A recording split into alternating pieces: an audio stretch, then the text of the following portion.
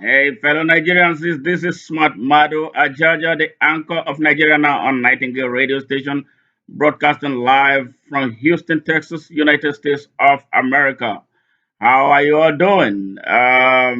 We are here, about to start, and we're not going to waste a lot of time. Without much ado, I'm going to get Dr. Leonard Nzenwa, the national chairman of the African Action Congress, on board to get this interview process going. And what we are going to be talking about is the state of our nation. Hey, Dr. Leonard Nzenwa, I hope you are on standby. I saw you were trying to call me. I was trying to put things together here on the studio, in the studio, and in a few minutes we're going to be getting you on board.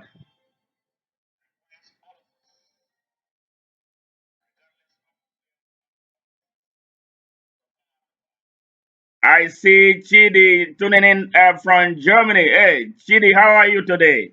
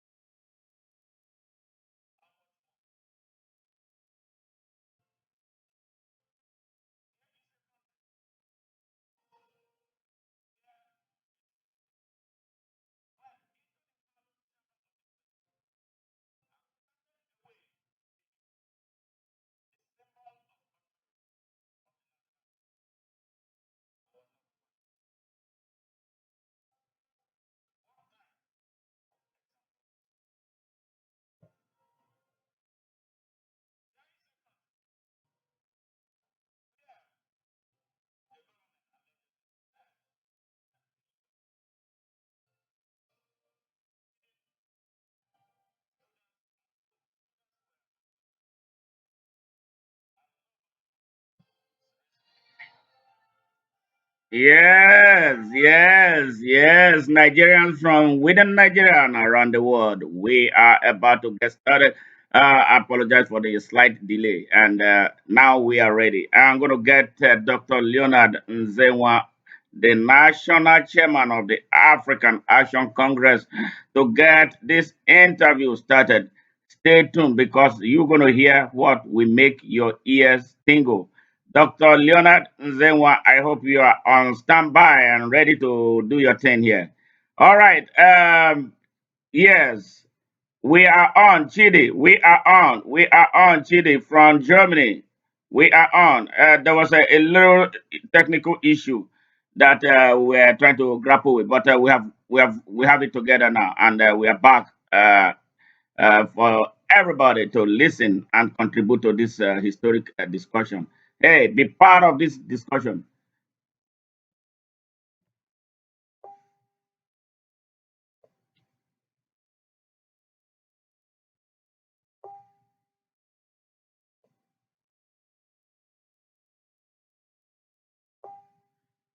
Yeah, that's Dr. Leonard Nzenwa's phone ringing. We're trying to get him. Yeah, he's ringing. I hope he connects as soon as possible.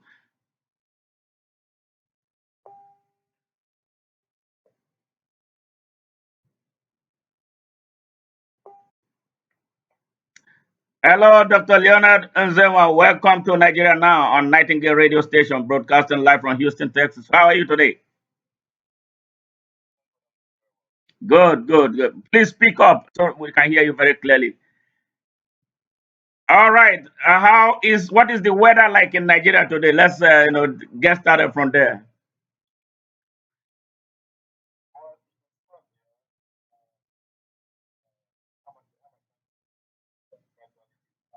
Okay.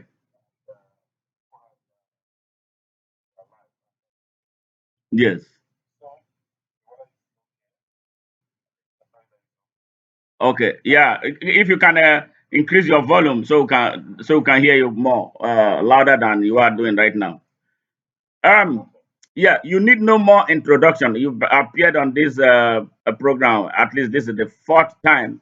But for those who are encountering Dr. Leonard Nzenwa, Dr. Leonard Nzenwa is the national chairman of the African Action Congress (AAC) and the immediate past chairman of IPAC of Nigeria, and he is not new to the Nigerian political terrain. There's so much that is taking place in Nigeria. So we decided to get him on board to hear his own perspective of the current state of the Nigerian state.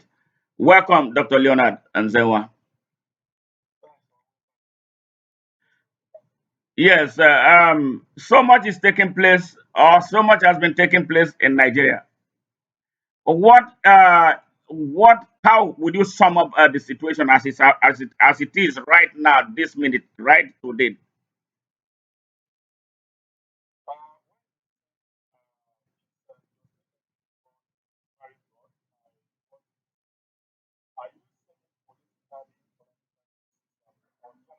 Generally, generally.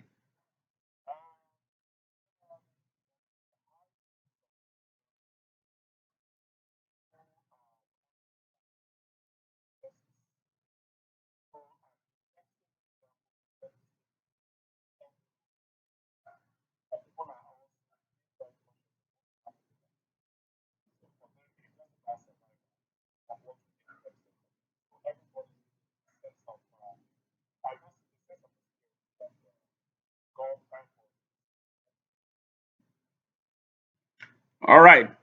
Thank you. Politically, so much is taking place right now. There are visible signs of political realignment and alignment ahead of what they say is going to be 2023 general election. What is your perspective on this?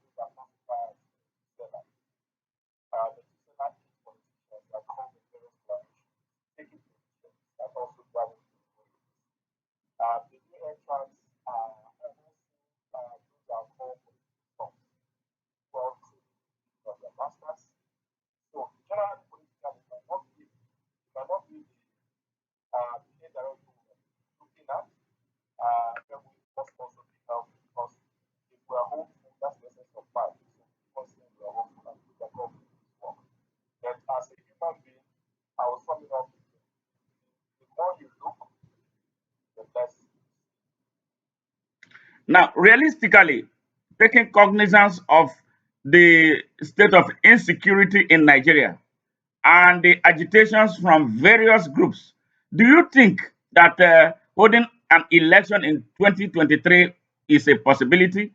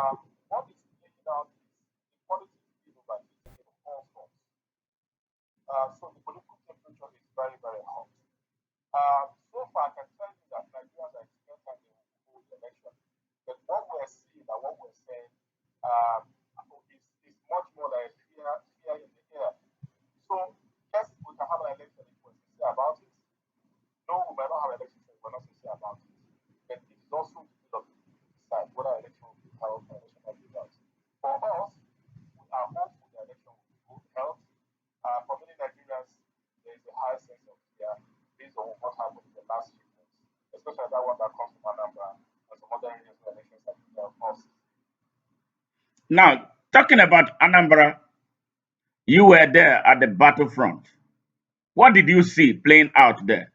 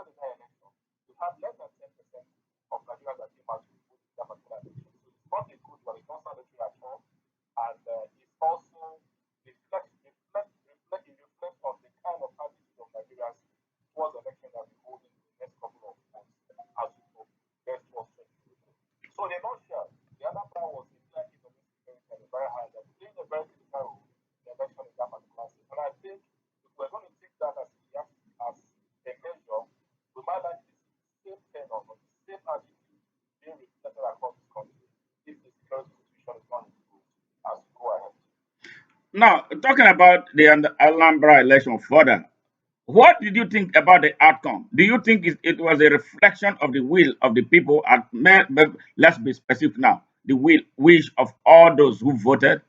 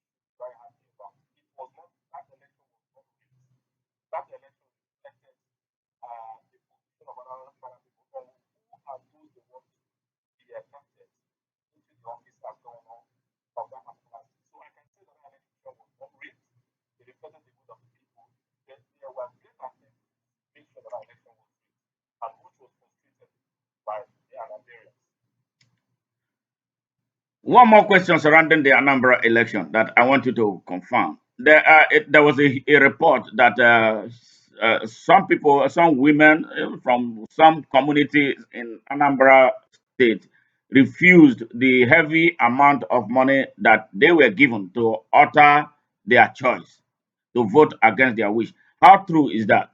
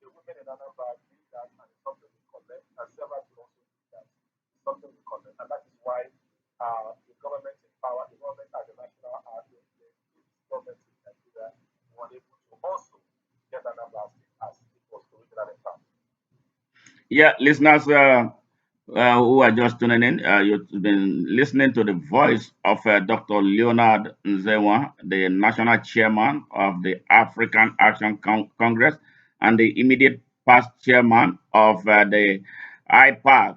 IPAC is um the all the parties coming together in Nigeria. They have their own leadership. So that is Dr. Leonard Nzenwa that you've been listening to. So for those who want to call in and have one question or the other, the number to call is +1-832-407-6282, or you can send us a message via WhatsApp, and we'll take your questions and then address them the way to the best of our ability. Then the person who will be speaking and addressing your questions specifically is Dr. Leonard Nzenwa. Dr. Leonard Nzenwa, welcome back. Still on the Anambra election, your party, the African Action Congress, took part in that election. They had a governorship candidate. How did the party fare in the Anambra election?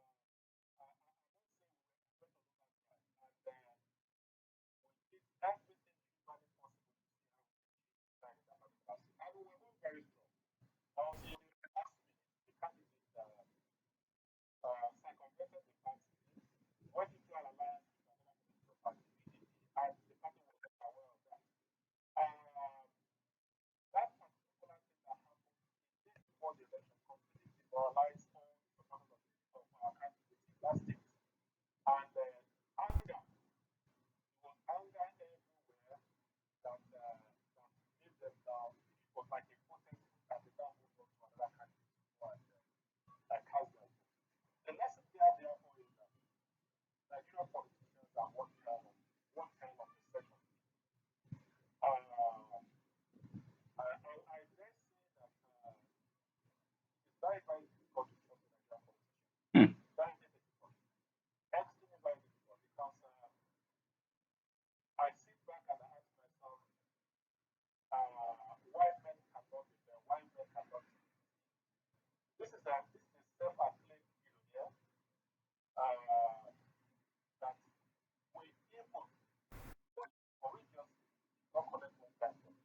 Hmm.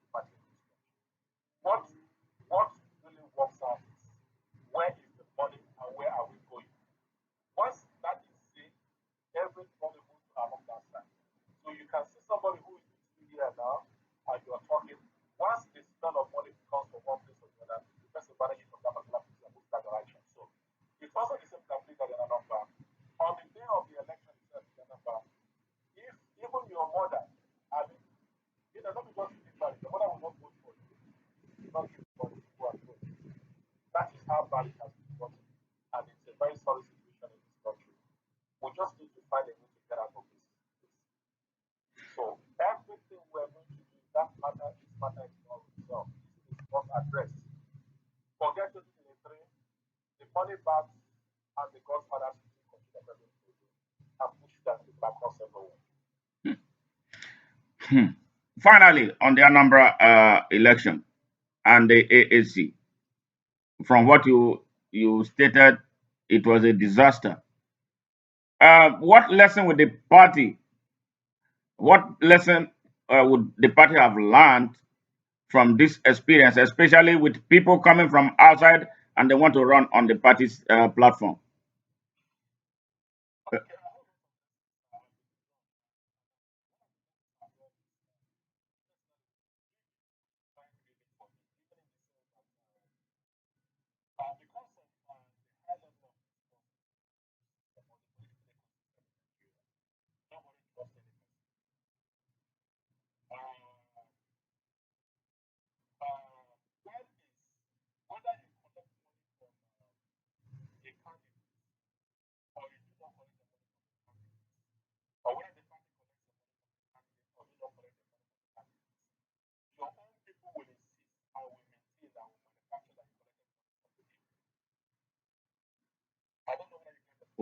I'm coming. I will come to that later. We will come to that later.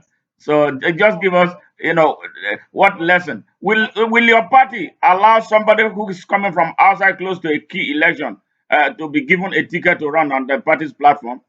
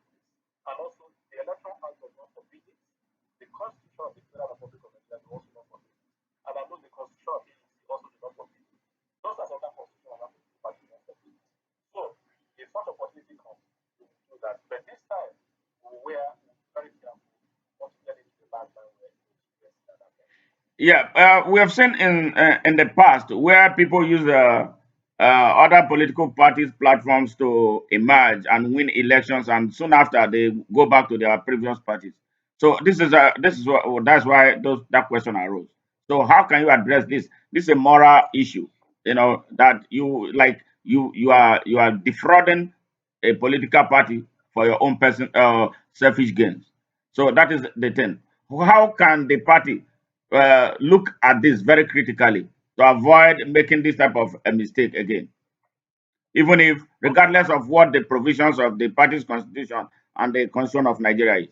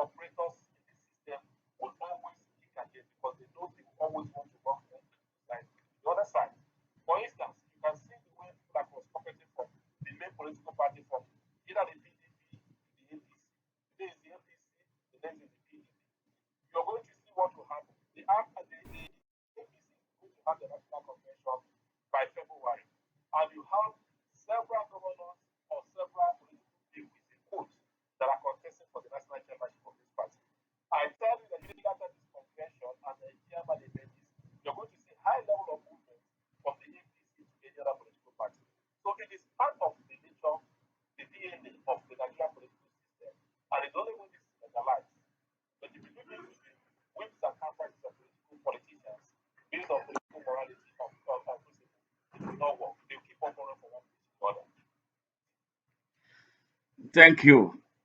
Thank you. You were the chairman of the IPAC, and you made a lot of landmark achievements as chairman. We understand that you sought re-election, but was sabotaged. What happened?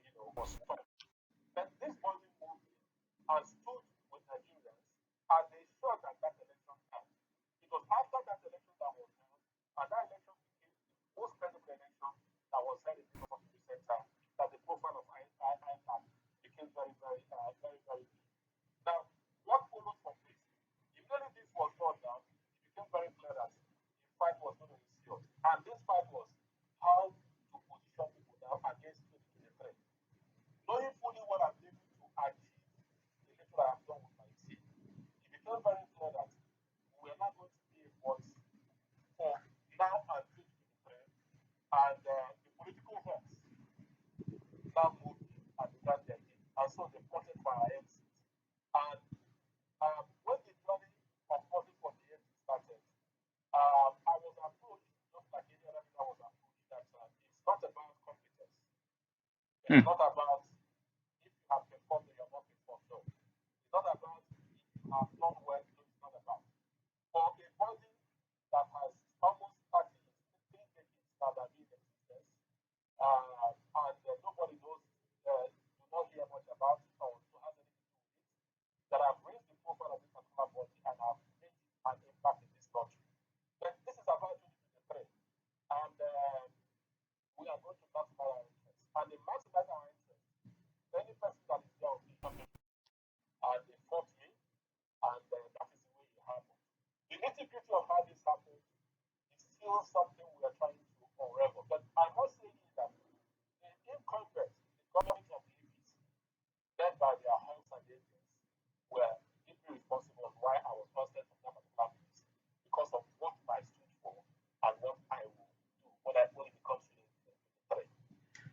So by implication, is like there are people who are actually hell bent on keeping Nigeria retarded. If they spoke to you that it wasn't about in, incompetency or otherwise, that they wanted to maximize their interest. Am I right? Now, were you accused of being a member of IPOB in order for them to be able to achieve this sinister game that they played?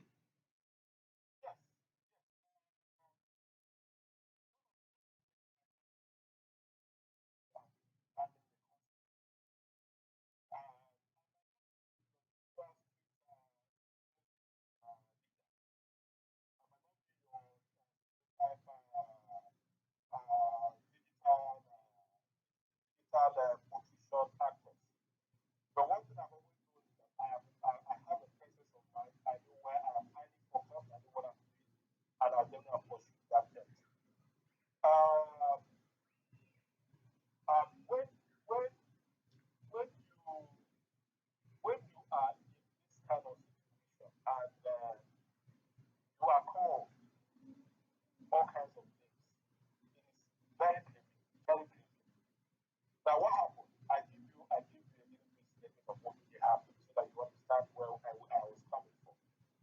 Now, I shared some little experience of Anambra. And what was our experience? The experience that there was so much debt in Anambra. No human being will stand what went on in Anambra. It was like a war front. Even some countries that have gone to war in recent time have not lost the kind of people that they lost in Anambra, all because of the way leading to an election or what was happening in the southeast. Now, for leaders like me, we had to take position. And what was that position? The position was we cannot conduct an election in an environment of high level of insecurity of this nature. Our habituations and what we have gotten is that this particular election is going to be extreme number of low turnout of voters on account of the climate of fear. Now, when this happened, we began to voice it. I personally raised this in the highest of levels. With my engagement with INEC, my engagement with the media, my engagement across all stakeholders. Anybody that come and say there's a need for us to postpone this election. And I give an example. The election in this country has been postponed, even on the day when a presidential election is going to be held. And so why can't we look at the merits of postponing this election, even like 2 weeks, minimum of 2 weeks, maximum of 3 weeks? Let us create some semblance of peace in this environment. Move in and engage all stakeholders for everybody to shift their swords and let us have election. Now, immediately I began to advance for the postponement of election for this period of time. It was then they began to say that I'm a member of IPOC. And that was the campaign mantra they used against me in the IPOC election. They went round and began to say that this man is an IPOC member, this man is taking sides with IPOC, this man is not connected with the people, this man is against, all kinds of things were sold and all that. And so they went about marketing my person, trying to paint all kinds of gory pictures about my person. This is a nationalist that have taken so much on board on account of correcting things. And they sold those dummies, and those dummies catch up with several persons. And they began to use, especially in the north and all that. So this is why I say that the IPAC election might be not just seen a very small election, but it was a shadow event to reflect exactly what will happen in the future for 2023. And when they got me out of IPAC, it became improving for them and all that. So yes, I was called an IPOC member, and this is how they played it out. Thank you. Listeners from within Nigeria and around the world, we've been listening to Dr. Leonard Nzenwa, the national chairman of the African Action Congress, AAC, and the immediate past chairman of IPAC, the conglomerate of political parties in Nigeria. He did credibly well. I know firsthand. I can report that with authority how much he did to reposition IPAC to where it is. And I hope some people are not going to destroy the good work he has done because we hate continuity in Nigeria. That is whom we have been listening to. And for those who wish to call in, hey, do send us a message via WhatsApp. If you cannot call, because we are not afraid. What we speak here is the truth. We are not afraid. Nigeria needs the truth right now. So if you are scared of speaking the truth, if you don't want to be visited by DSS, you don't want anybody to harass you, just do yourself a favor. You can send your message anonymously. We will still take it. I just saw one from one Paul in Czechoslovakia. Dr. Leonard Nzenwa, I've heard so much about you. Before now, I thought you were a bad person. For what I have heard, this is the first time I've heard you defend yourself about issues surrounding political parties, especially as what the role you play, bringing AAC to where it is. Thank you very much. But what is your plan for AAC? That's somebody from Czechoslovakia calling right now. Thank you.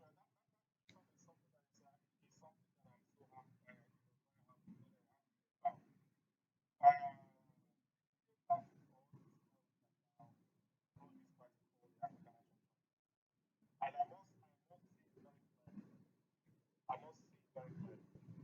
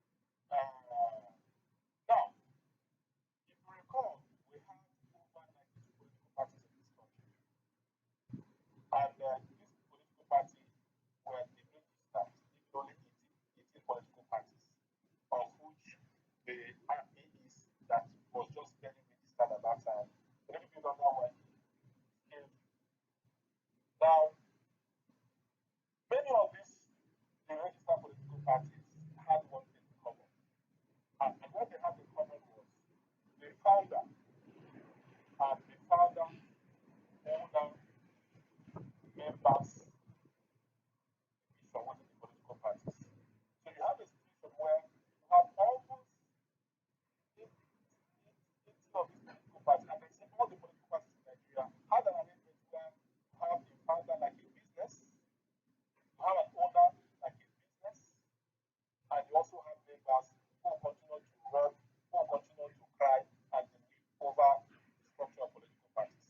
And so what I did was, and not only that, once you're a founder of a political party or an owner, so-called founder of a political party or so-called owner of a political party, what follows is that most of them that claim they are owners of political parties will also end up becoming the national chairman of the political parties, as well as the presidential candidate of the political parties. And so I moved in, I said, this is not going to happen in this country. You cannot be the chairman of a political party in Nigeria as well as the same time be the presidential candidate. It's an abomination. For you to begin to act that manner shows you're not a Democrat. You are a dictator that should not be allowed in the corridors of Democrats. If that kind of sin is seen amongst any person across all these 80 political parties, those characters should not be allowed in any way to near a political party. And that was the first battle we fought. And I keep on saying it again, no political party is owned by any individual. Political parties are organizations formed by people and registered by the government of the Federal Republic of Nigeria and mandated for the people, on behalf of the people, for the benefit of the people. Now, this is the definition of what political party is. Some people don't see it this way and they have problem with it. Now, AAC has moved on from that particular point, from where you have the founder, owner, membership, disaffiliation, in a point where a political party belongs to its people and the owners of this political party are members of the AAC across the whole globe. Now, how do we move the AAC forward? The AAC is a party that is people-centered. The AAC is a party that is funded by the people. The AAC is a party that is elected by the people. The idea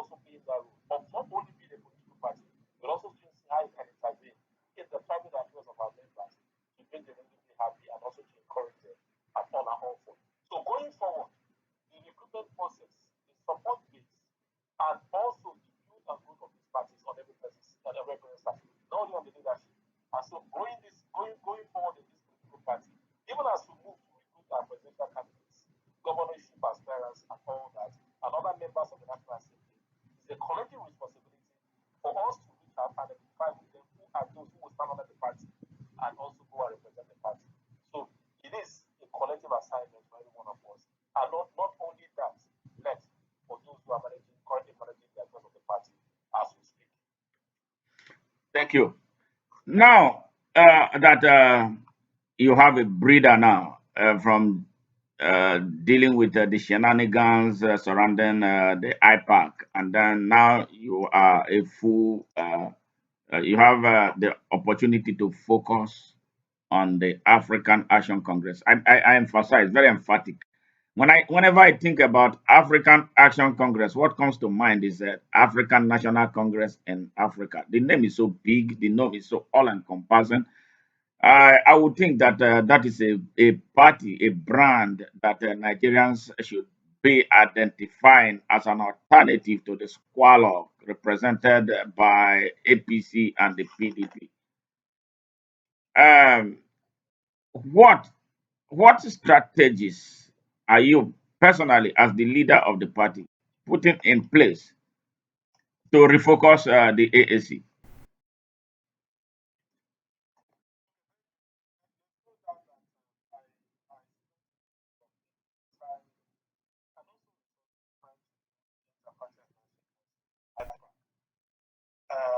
And also, nobody would take such responsibility without, if not affecting or impacting on the African National Congress in some ways. I admit that, yes, and I agree wholeheartedly that my wearing these two caps, so to say, impacted me on what was happening in the African National Congress. But it's also important that we also will not lose sight of the benefits that the AAC leadership of the body of political parties brought about to AAC is also very great as well. As we speak with you now, people know this political party. What people do not really know is the impact of this party at the grassroots and the impact of this party in the election. And that is where we are. What are the strategies, which you were asked, what are the strategies that the party and as the leader of this party has in place for this party? First and foremost, the basic thing where elections are conducted in Nigeria, it is done at the ward and at the grassroots. Elections are not held at Abuja. Elections are held at the civil class. So the first strategy, and which has always been the strategy, is to grow the party at the grassroots. Is to grow the party at the grassroots. Okay. Good. Now, Oh, okay. Go ahead. Go ahead. yeah, that's the first thing, to grow the party at the grassroots. The second thing is to find a much more creative way of raising resources. When I say resources, I don't mean money. When I say resources, I also mean credible individuals, credible politicians, credible political party managers who will now come into this party and help to build this party. That is the third strategy, the second strategy. The third strategy is also to now, as it is now, create a communication, that connects with those at the grassroots to ensure that this party is a who is what I call it, that the people at the grassroots own this party. These are the core strategies. Then the fourth and the last strategy is towards 2023. We need to begin now to get a presidential candidate that is connected across to all parts of this country, wherever the person comes from. And when I talk about the presidential candidate, I'm talking about both the presidential candidate as well as the people that will run. Now we need to be mindful of the political arithmetic and the permutation that is currently going on at the list geopolitical power distribution in this country. We need to also factor that in this. So I think this is the outlay of the strategy this party is also looking at. And the last one is this party also requires our brothers and sisters abroad who have the larger picture in terms of what updates in that environment to also play their key role in trying to support what happens here.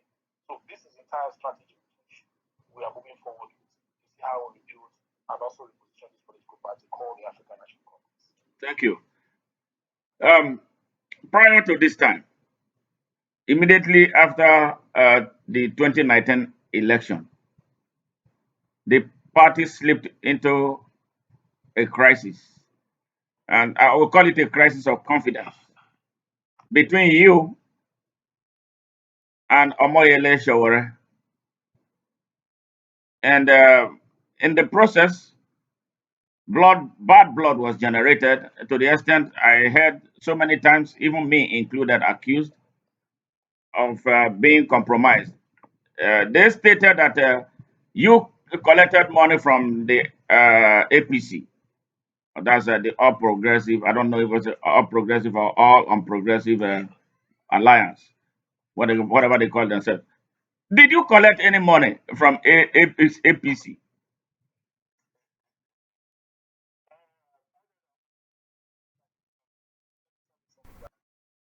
Most times I look at this one kind of things. I'll know who, I'll use their number election before I'll we had who was contesting for the Anambra election as the candidate of the African National Congress. As his name is Ampo, he's the chairman of the group of companies. Um, and immediately the name was announced. The person that came to people's mind that I collected money from Dr. Chidozie Ampo, which is the chairman of which group of companies. I had a great battle to convince my colleagues that I did not collect one from the and people were connected. I now told them to go and visit the bank and find out from me. Most of them went and visited the bank. And then I told them I had not given me one cover. And I did not collect one cover from him. I did not collect one cover. Being a millionaire. There's nothing I did not hear. That he has given me private jets. He has given me billions of naira to do this and to do that. That is the kind of thing you see in Nigerian politics. Now to your question, did I collect money from the APC? No, I did not collect one dime from the APC. And nobody gave me money from the APC. Now, we need to understand why this party took the decision that Showore is not the best person either run this party or to be the presidential candidate of this party going forward. I've always had, political science 101 will tell you that a political party is a group of people that forms an organization based on ideological congress to advance this ideology, to push a manifesto that's connected with the people for the purpose of benefiting these people they are representing or they want to protect. Now, in political science 101 will tell you that it's a group of people that forms a political party. It didn't tell you it's not telling you one person that forms a political party. It says a group of persons. So a political party is a body of people that forms a political party and it gets that point. Now, when you now begin to say that you're going to stick that definition of political party, and in the context of what was happening in Nigeria, that political parties became businesses for people. When it comes to election period, they take it to begin to go and buy and sell. We needed to take a decision, and based on what transpired, even internally then, before we got to the point, how money was disbanded, how the attitude of some of our colleagues in that period happened and all that. And so it became very obvious that we have to serve as a material time that we want to move on.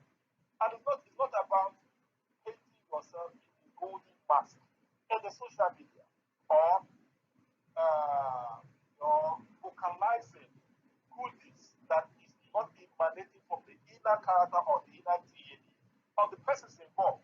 And so, what am I saying? What I'm saying is that when these things were happening, the party took a position that we've got to move forward, that this party is a party of the people, and it's a party that must put our people first. And so, I never at any time collected a dime from any person in APC to either frustrate the APC or to advance the cause of the APC or to work for the APC. Now, if I have collected money from the APC, as has been claimed by several persons, I have collected money from several persons.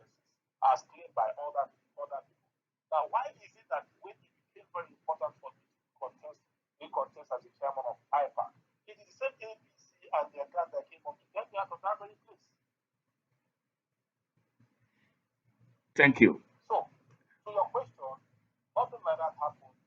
And I know the effort they did for me to support their candidate. I made the APC to support their candidate in Anambra.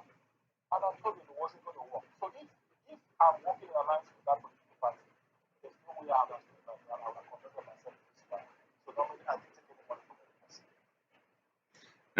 Listeners, you've been listening to Dr. Leonard Nzenwa, the national chairman of the African Action Congress and the immediate past chairman of the Inter-Party Advisory Council of Nigeria, IPAC. You've heard him, and if you have any question, please direct it either by making a call to 832-407-6282 or sending us a WhatsApp message. We'll be more than happy to address those questions. So we'll be right back after this break.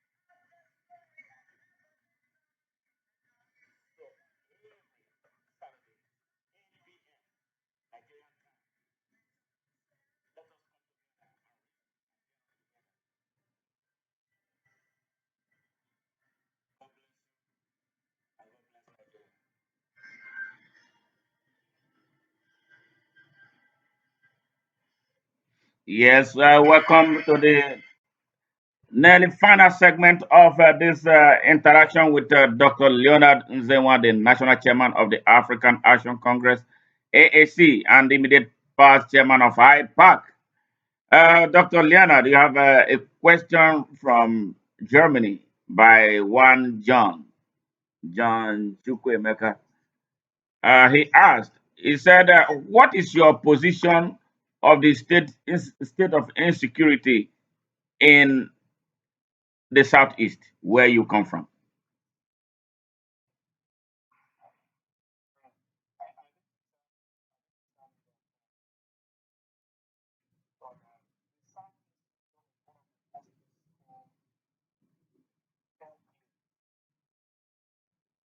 that this country that has ever had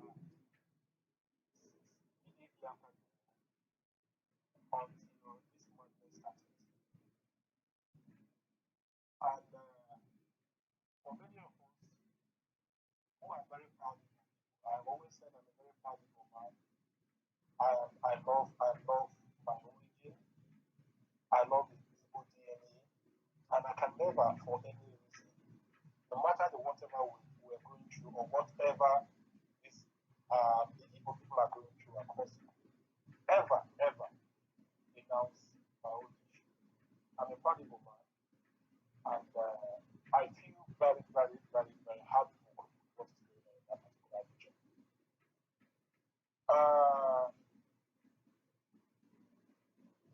Not too long last year, I think it was the last quarter of last year, I took a trip from Abuja to Katsina State. And that trip, I didn't fly to the airport. I went through road. I set out on a course to find out exactly uh, what what is actually happening in that part of the world. And so I left Abuja and I went to Katsina by road, and I came back from Katsina back to Abuja by road. When I got to Katsina, I had to I had a press conference that what I saw was not what I was reading in the papers. I saw some symptoms of calmness in the areas that I passed, and I commended the authorities in that state for the work they were doing to restore some calmness or some peace in that area. But I was quickly called and told that in certain areas, in many local areas, that is where these things are playing out, not in main towns and all that. But I told the person that I passed through some of these areas, and this is what I saw. Now, specifically for the Southeast, we need to do something. There is a proverb that says, or the general African proverb that says, the rat that is inside the house that goes out to bring the rat that is outside the house into the house. So, in as much as we're facing this external or externally induced harmony that is impacting in our environment very negatively, I'm also calling our people, I'm calling our people in the Southeast that they have got to defend themselves. Now, if the governor of Katsina State will come out and say that you have got to defend yourself in this time that you have bandits, terrorists attacking you left and right, I'm also calling on the people of the Southeast to also defend themselves. Now, if the minister of defense will now say that Nigerians should defend themselves, I'm also calling on the people of the Southeast to defend themselves. Now, the point is this: in defending yourself, you must also ensure that you play by the rule. And so, every part of the Southeast have got to find out how will they organize themselves to protect themselves from this incursion, from the so-called terrorists that come to trouble them and all that. The point is this now: the general thing here is that everybody has got to defend itself. And so, my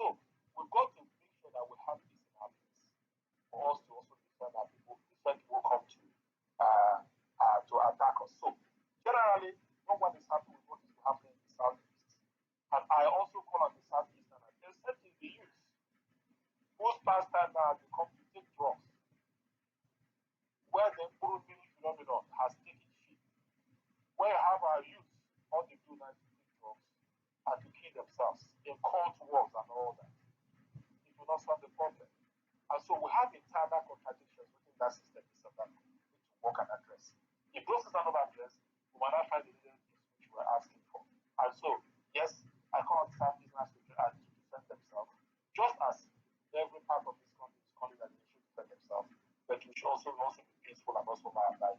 Thank you. Thank you. Going back to the 2023 election and the process building up to it.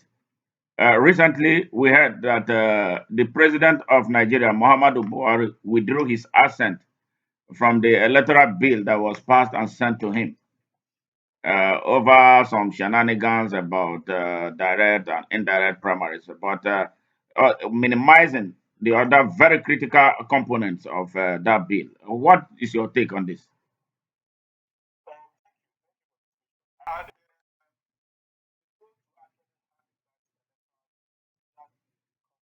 that was a function of different forceful interventions between various stakeholders and all that were involved. And I was also involved in the sense that we made strenuous effort to make sure we make it to that particular bill.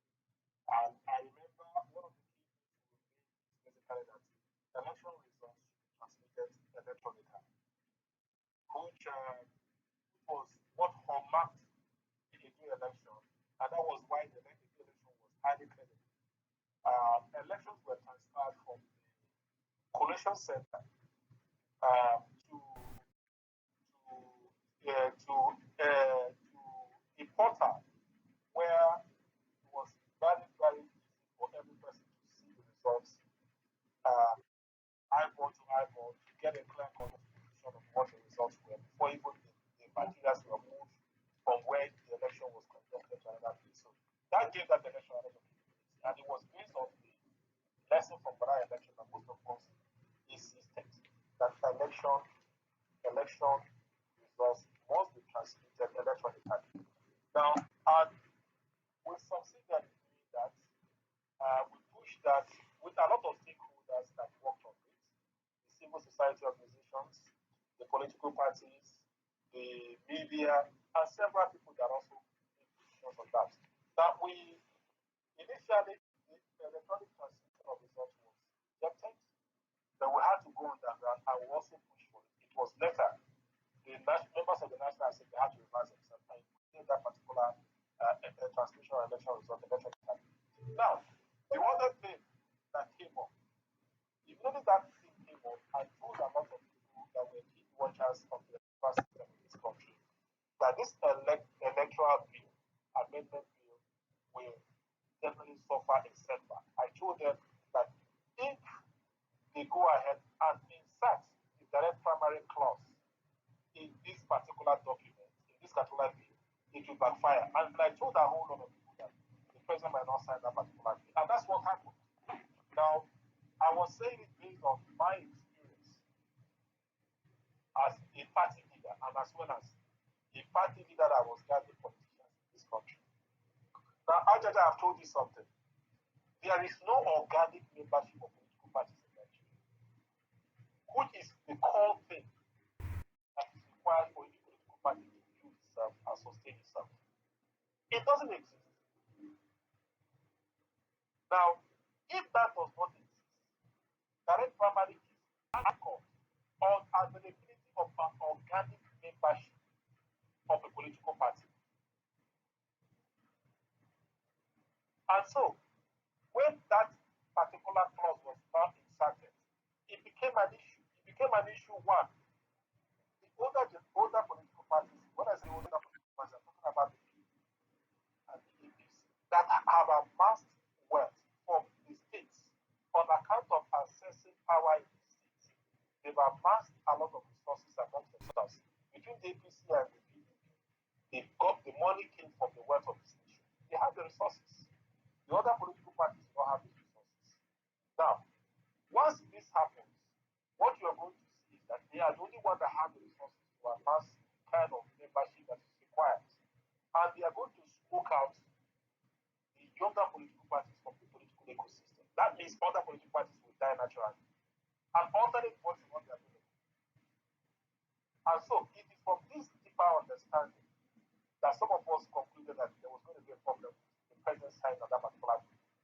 And the other thing that was also positioned was that with what was happening, it is pretty very expensive to conduct direct primary across this country, which is not a problem across the other western part of the world. advanced countries, not in case. Let me ask you something about the conduct of direct primaries. When you say it's expensive, as expensive on whose account? Is it on the account of the political parties or on the account of the INEC? Yeah, expensive on the account. For instance, for INEC to monitor and to monitor one particular state when it's going to be direct primary, they will need as much as 17,000 workers to do that. Over 70,000 to do that.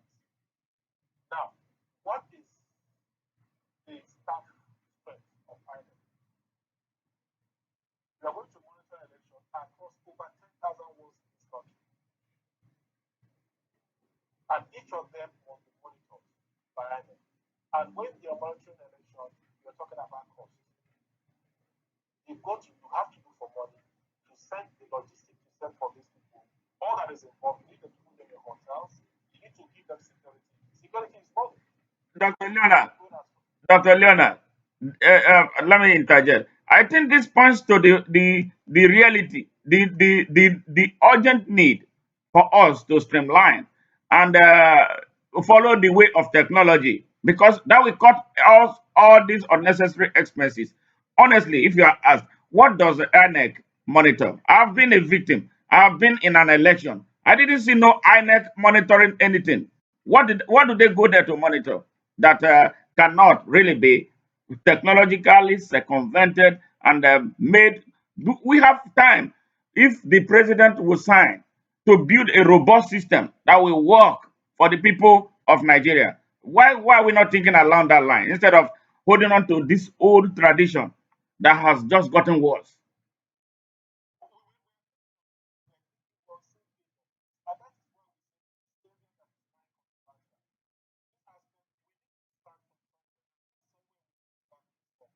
Let the elections be transmitted election time. And now we're using the technology. Once we succeed with that and play it out over time, taking that as a time, that has worked for us. Now, with the transmission of electronic results, we're able to achieve a lot of things. Without the one listen, to be able to do it electronically, people who have done this and something else. The next step will now is that let us do it in direct primaries. So what we are saying is it is not that we are saying we are wishing to direct primaries. No, we are not. What we are saying is let's take this thing gradually. The first thing for us now is that we have won the battle by taking transmission of election results electronically. And once we now actualize this and it plays out in the national election and this works out, the next thing for us now is yes, we can now go ahead and have direct primaries. So our position was this. Go with this electronic transmission of results for now so that the president will sign up on it immediately.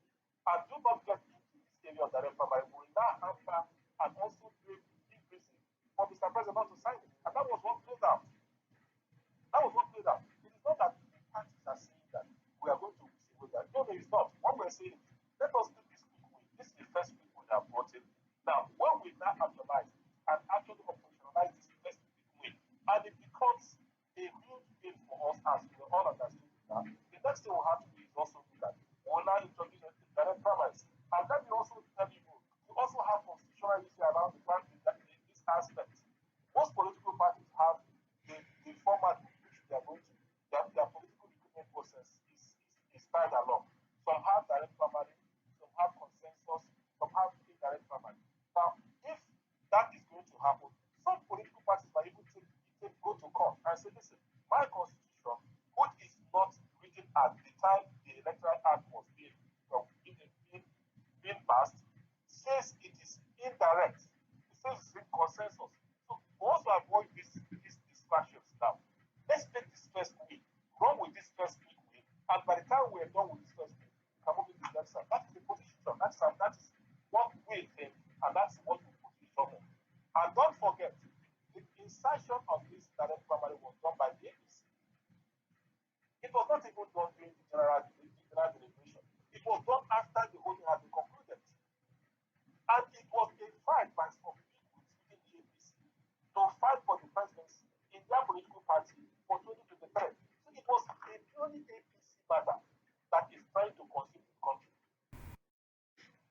Okay. One question, a follow-up question to that before we go to another area of interest. Now, indirect primaries is what is in vogue right now in Nigeria.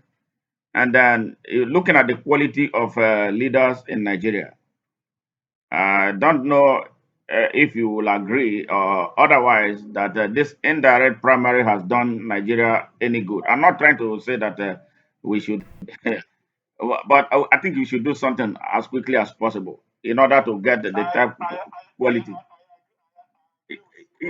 Yeah, one thing I have seen for someone who has taken part in this shenanigan they call election in Nigeria is that the indirect primaries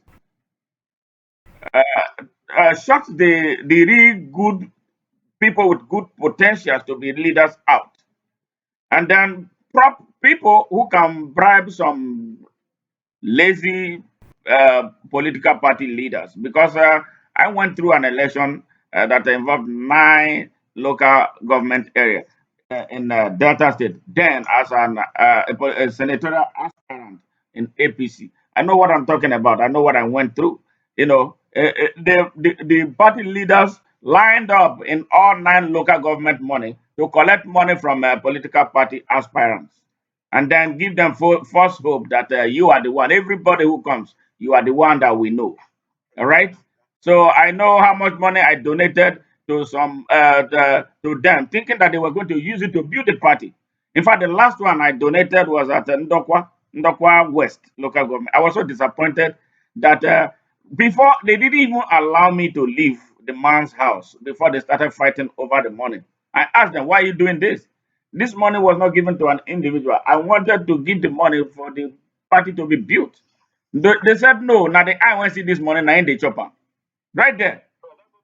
Yes, that's what they told me. Yeah. So what can we do within this thing? Because I know Buhari is not going to sign that direct primary into law. Because one, that was how he came to power. Through the indirect means that did not provide access to other better candidates than him to emerge as candidate.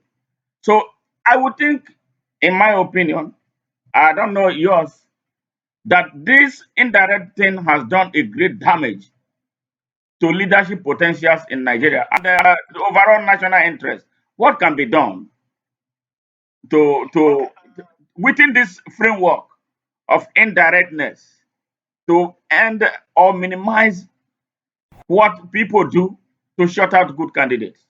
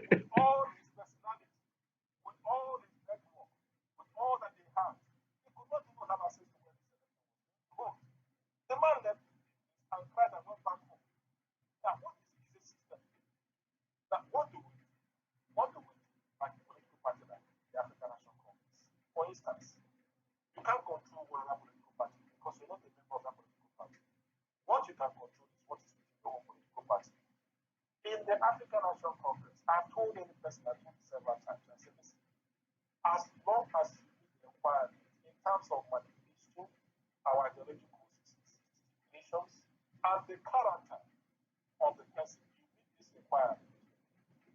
If you're going to come for an election, it has to be free, fair, and transparent. There's no going back about it. And I will take charge. I have done it in all the elections we have done so far. Our primary.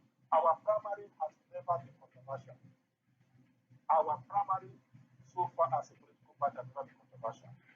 The only primary we had that was controversial was the one show we had, and they put the person out, and they created the problem, and that was the end of the problem we had. We had to shut that system out.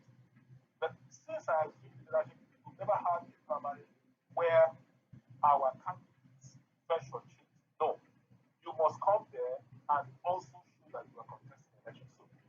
So the answer to this is that every political party has got to do its input.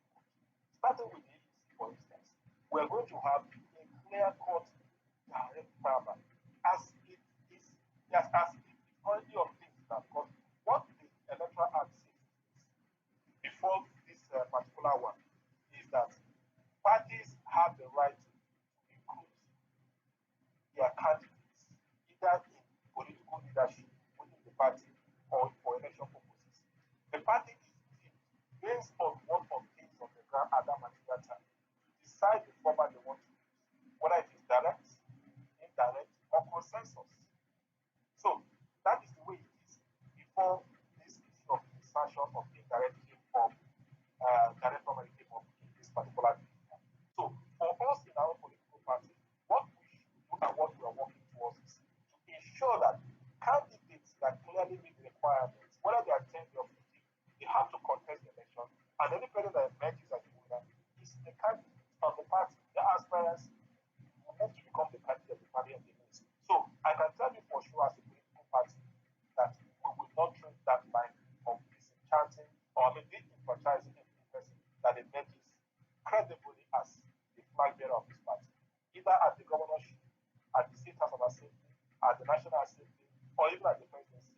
We must follow the way it is. For other political parties, if I was still the chairman of my party, I would have had what to do on that side. But for now, I cannot. I always raise suggestions to them on what they can do. And that's the way I think we should. So I think we should just walk around what the EDC and continue to improve on what they have been doing in the past to make sure we have correct and credible candidates emerge, following the standard procedure that they must be those that win the election that emerge as the flag bearer or whatever positions they are contesting. Good. What is your relationship what is the relationship between you and Omoyele Sowore right now?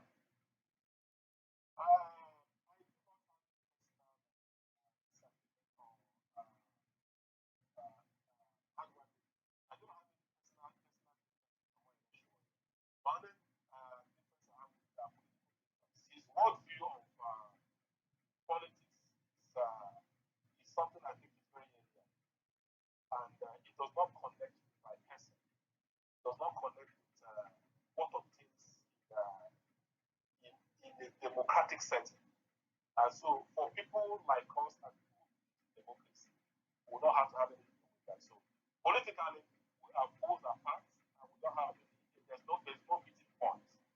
But as human beings, we can always mix, and that way it ends. But politically, his one view of politics is dictatorial. It's a dictator, and most of the preachment, political preachment, does not reflect on the kind of person that he is. And that is where we have our difference. Thank you. Now, the youth of Nigeria. I'm sure you have encountered them. What is your overview? What is your general impression of the youth of Nigeria with reference to what is brewing right now ahead of 2023?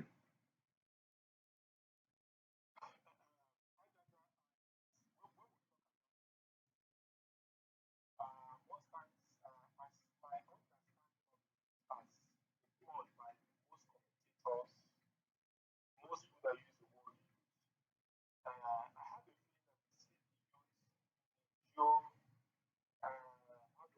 as a demograph, a universal demograph, that universal market demograph, that you need to go there, go and pick it.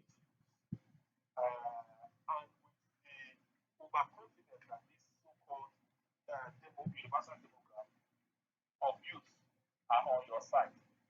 But that's not the truth. There's nothing like that.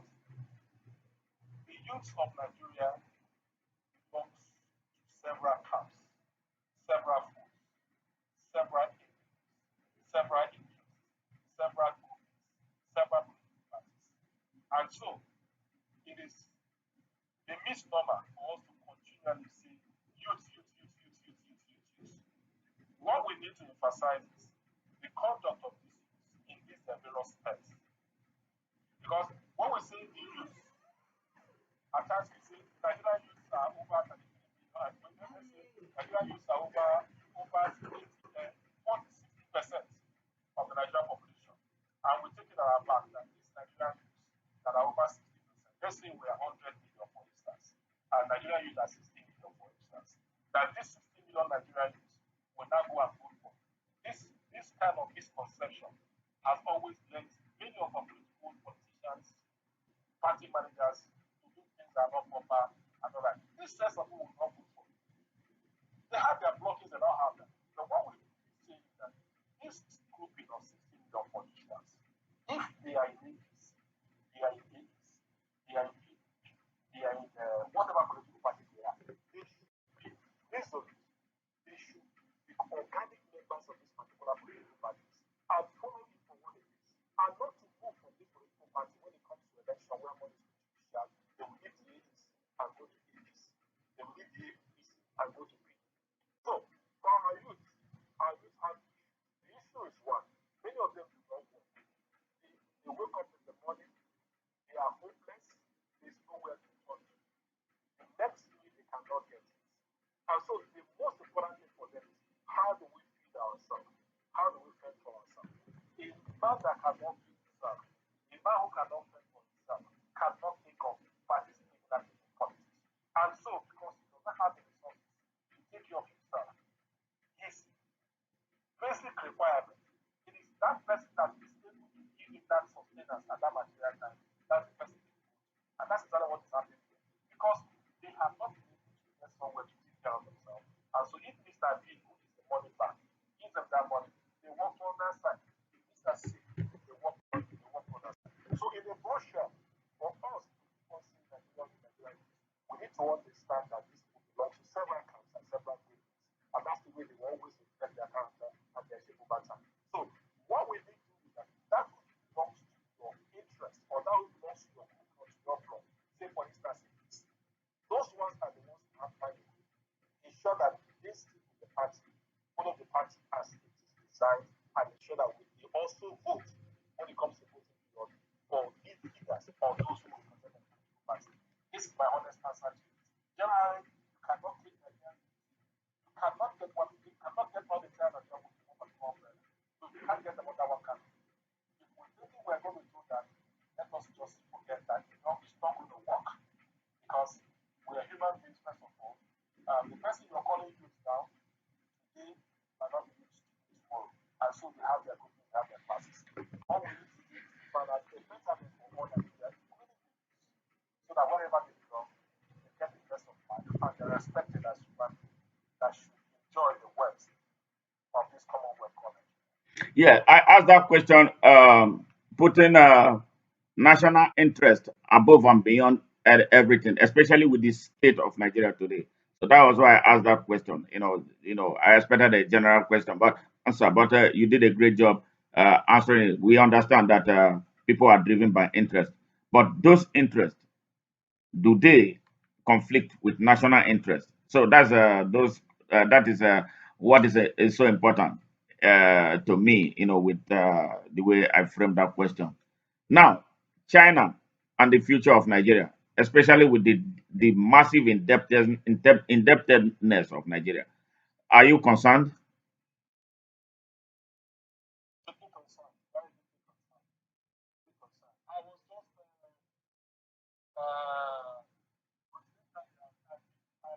by rest just to reflect over the past and also reflect my journey, active journey in the Nigerian political system in the last couple of months.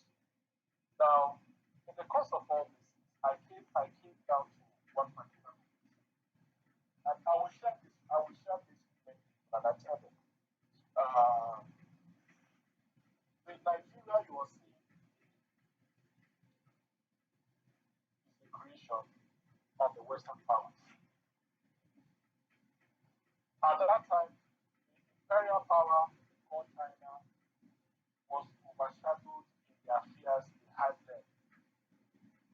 They were not in the scramble for Africa, just as the Berlin Conference. Now, I'm deeply concerned with what is happening in this country because the future of Nigerians are being mortgaged on account of the overload of the debt coverage that is of this country.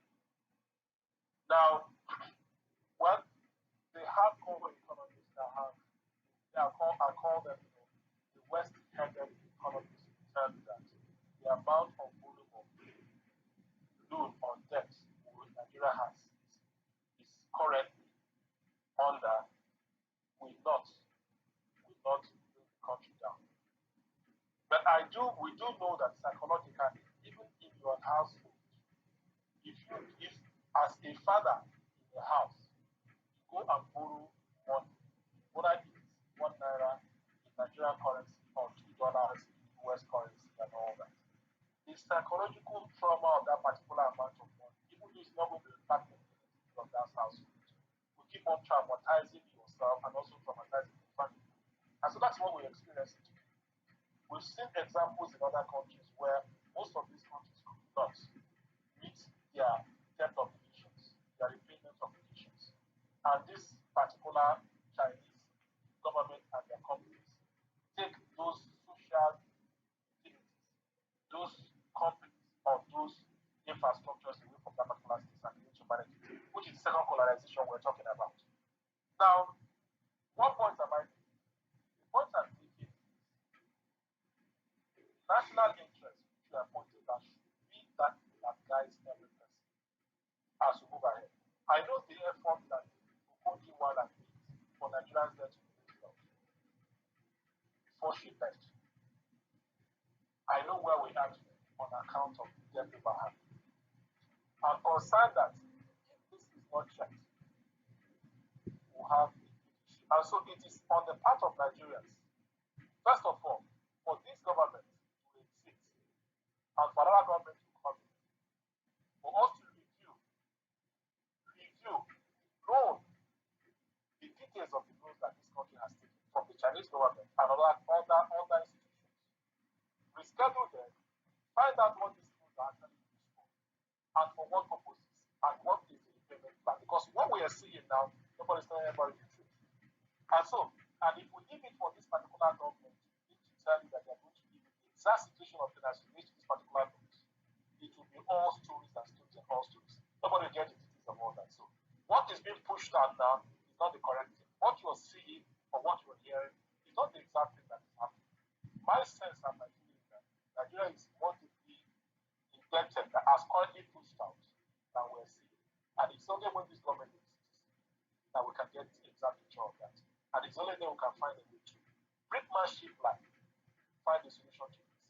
Our continued going to China to borrow money is a debt trap that will continue to kill this country. And it's not good for us. It's something that we need to run away from. And every Nigerian will have to be on top of it to see how this is done. For me, I will ask the National Assembly not to approve any loan again for this government. Let's find out what we want to do so far, what is being done for, and do that. So I'm concerned with those that were collected from China and the repercussion it might have for us. Thank you. You listened to the interview that the president of Nigeria had with China's TV a few days ago, and I'm going to pick just one very important thing that affects me, that touches my heart. That I feel we continue to worsen our country's national security. The president's defiance and his continued support for open grazing, going back to antiquated laws or rules, colonial rules, not taking cognizance of the fact that we are in the 21st century, where the issue of herding has been redirected into ownership of um, farms where cattle rearing is conducted. Do you feel concerned about this? I think the big concern is the resolution of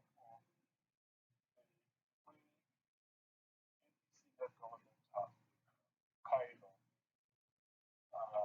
this issue of insecurity in this country and has engaged the issue of reserves.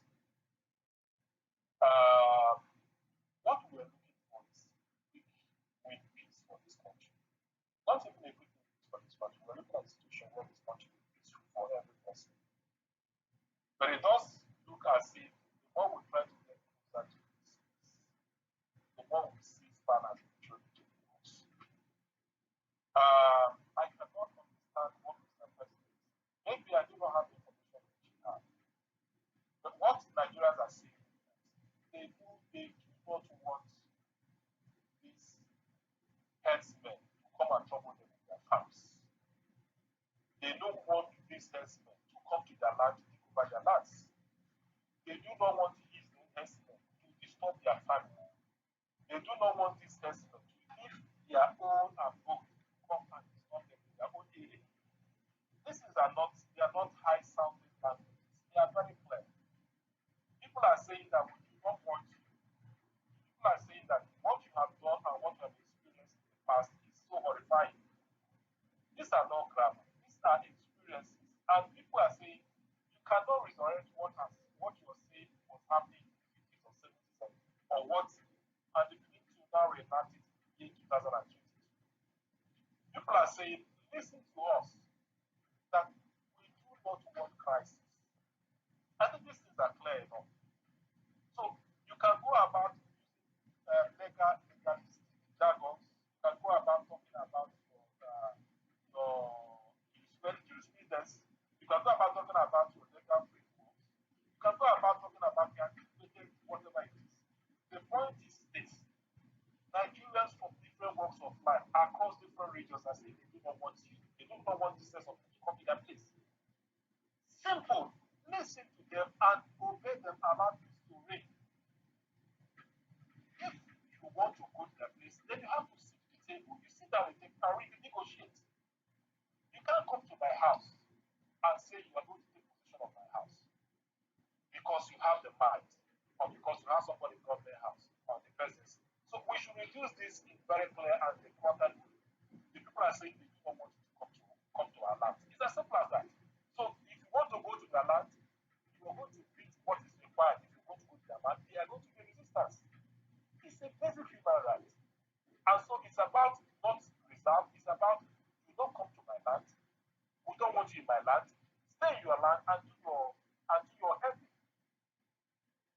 Not to come to my own and disturb my family. So that's the way I reduce all this. And I think if you see it from this perspective, the human element in people will be able to wake up and even understand very clearly that it is the people that are saying that we don't want you, and not even government. So that's the way I see this. The people are saying they do not want you, they don't want these people to come to my land. Please, Mr. President, heed to their call, listen to their voices, and also know their human needs so that we don't have more crisis in our hands. Thank you. Thank you. Nnamdi Kanu was abducted in Kenya, and he has been in detention since then. And it doesn't look like any serious effort is being made to conclude his trial or effect his release because of the way he was arrested. Uh, Legal luminaries, a lot, have spoken against this, and those who are driven by morality and common sense have spoken in favor of its release just to engender national peace. Do you think his continued detention without an accelerated trials driven by evidence is in the best interest of Nigeria ahead of the 2023 election?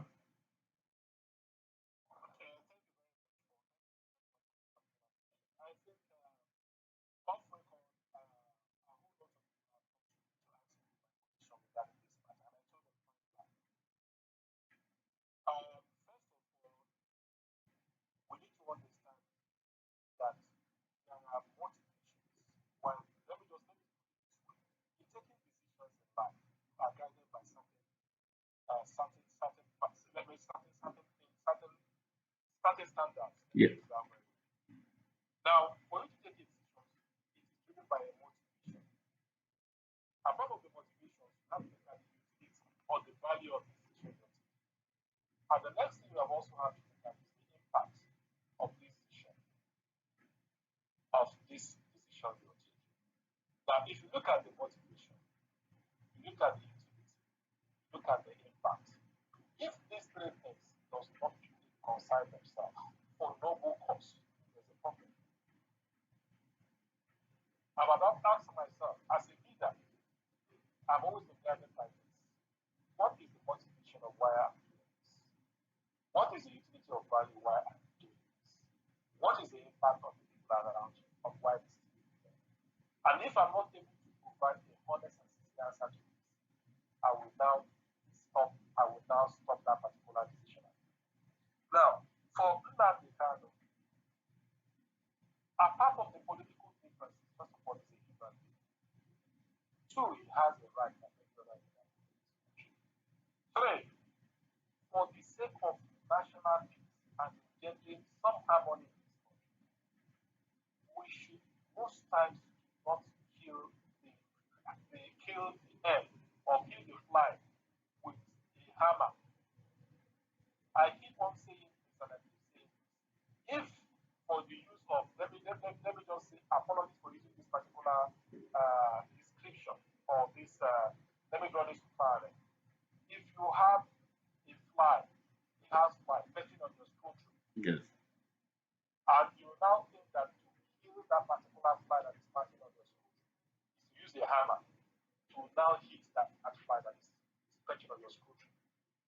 If you use a hammer, the fly is a very creative animal, even though it's very small. That fly you're seeing is a very, very creative and very insignificant animal. Once you raise up that particular hammer to hit or try to attempt to hit, the fly that is perching on the scrotum is watching you and very observant. So once you raise your hand and begin to hit, if I decide to perch here, if you leave your hand, you will now end up hitting your focus or hitting your scrotum, and you will destroy it. What am I saying? This is the situation that has to do with that car. And this is exactly the situation of this. Now, no matter how you see it, Nigerians have come to come down to the table for renegotiation for this country. Either we like it or not, this country has got to be negotiated. The issue of whether it is going to be a federal structure, whether it is going to be whatever you think you're talking about, Nigerians are going to sit down, renegotiate this country. And it's after renegotiate what this country entails for every person. We cannot even talk about it. As we speak now, for the sake of nationality, for the sake of moving this country forward, for the sake of having some level of peace in this country, I am advocating that Nnamdi Kanu should be released. And the aim is this, it is for peace. It is for peace. So that we can have some level of peace. And I'm also advocating that those who are terrorizing this country, from whether they are bandits in the northwest, whether they are Boko Haram in the northeast, we need to have some level of peace in this country. We've got to sit down to find out why are people raging and what are the solutions for this particular problem we're having in this country. We've got to sit down and renegotiate and discuss the way forward for this country. All parties must be on the table for us to move forward. Whether it's Nnamdi Kanu or any other person, or whether it's terrorists, whoever it is, this country is on this. I'm going to sit down, renegotiate this country, discuss wholeheartedly for us to move forward. If we keep on dodging this issue, if we keep on pretending about it, it will not help. Already, you can see that even on account of my position, I'm already being labeled an IPOB member. Of course, people know the truth and they know what it is. So, my own is that we need peace in this country. No matter how we want to achieve this peace, let us go ahead. Whether it is the peace of Nnamdi Kanu, the bringing on board of all troublemakers, so-called troublemakers, on top of the table for us That is where nations move forward. But if it's not that way, we keep on complaining about it, and this problem will continue to linger with us. Thank you. Thank you. I have just this interview can go on for the next 1 year because a lot of questions. But as a political leader and somebody who has experienced Nigeria, starting from being a victim of a civil war that took you on exile to Ivory Coast, then back, and then you find yourself on the pathway to political leadership in Nigeria. It's so difficult to avoid not asking you some questions. One very important question that baffles me. I don't know if it bothers you as much as it bothers me. We are quick to talk about our region, not north, south, north, south, north, south, and especially the north. Every time, like the people from there, they are so quick to talk about this north, north, north, north, north, north. So if we talk about this north, north, north, north, north, and there's sometimes south, all right. And then now what we are saying, the west is becoming southwest now is becoming so much talked about something. How can we be this one Nigeria when the leadership of certain sections of the country will always come to highlight, put the name of their region, the region that is not even supposed to be anything if a country is supposed to is one. Why do they? Does it bother you how much they emphasize north, north, north, occasionally southeast, and now more prominently southwest, southwest, southwest, but most especially north, north, north. They have stamped this thing in the psyche of the Nigerians living there. Free Nigerians, innocent Nigerians. What can we do to end this? Do you think that the legal alienation of groups like Arewa, Ohaneze, Afenifere, Pandef, and all these other regional conflicting groups, do you think the end of them should be something that will help Nigeria solve its nationalist problems? Um, uh, somebody I was asking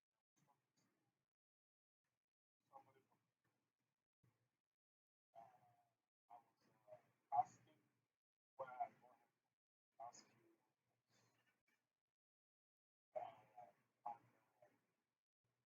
and why this is somebody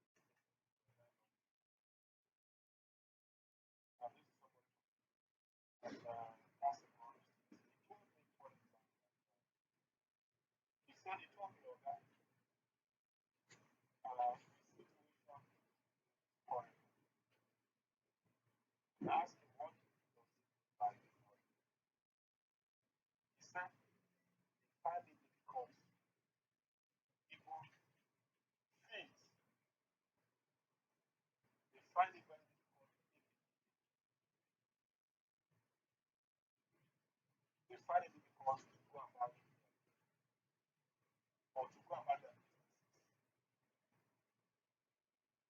from time to time. One, the economic resources or the basic requirement for them to survive is very thin. Two, when they look at the rumors of war or rumors of attack that comes from time to time, also it also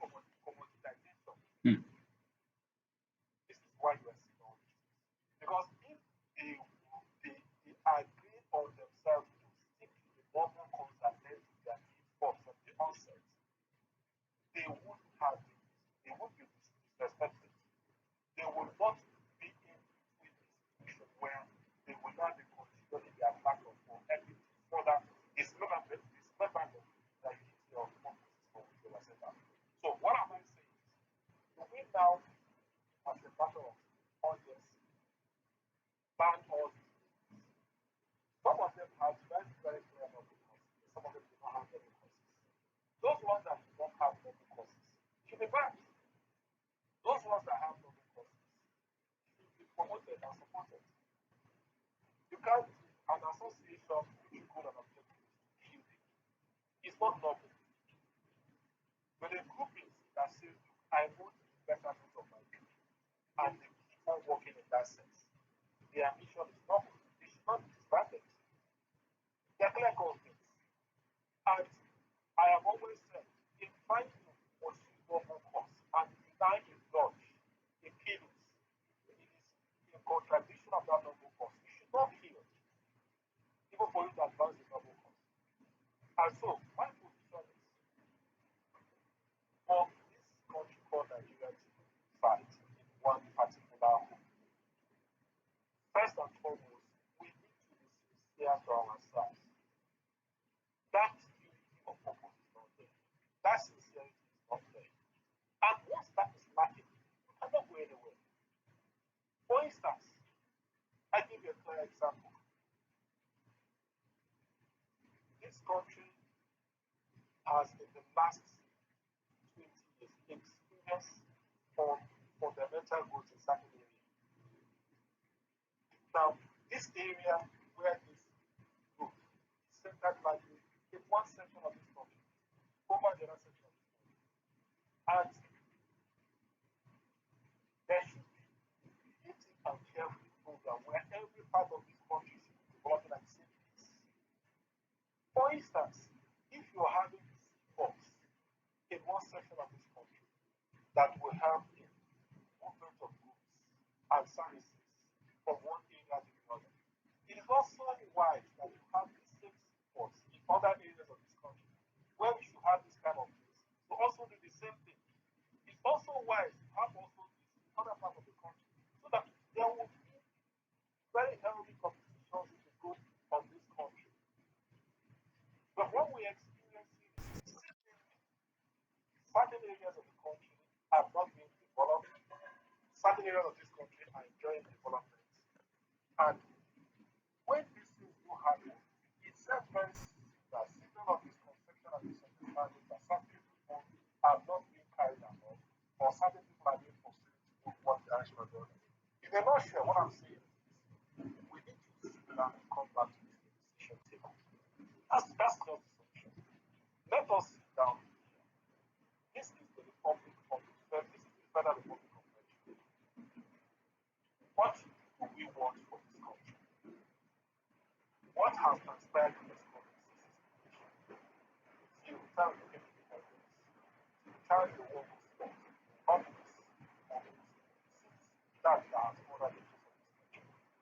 Even if they have not furthered the interest of this country, what can we do collectively so that we will now make it more comfortable for every person or every region that is part of this country? If this is not addressed, we keep on pretending, we keep on talking about this, and we can never move forward.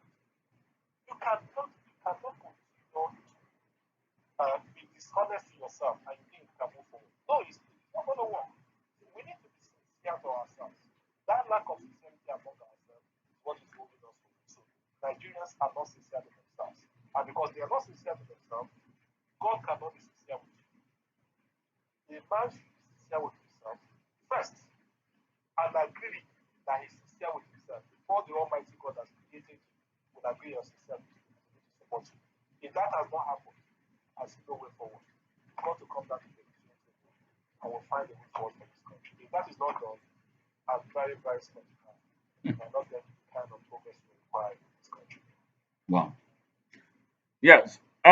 We are getting close, fellow Nigerians. So it's been uh, 2 hours and 7 minutes with Dr. Leonard Nzenwa talking about the state of our country and the way forward for the political party AAC, which he leads as chairman.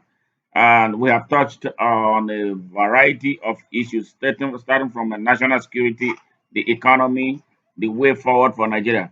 Now, Dr. Leonard Nzenwa, I have a question. You are an Igbo man. You were a child of the Civil War. You were transported to Ivory Coast because of the civil war as a refugee.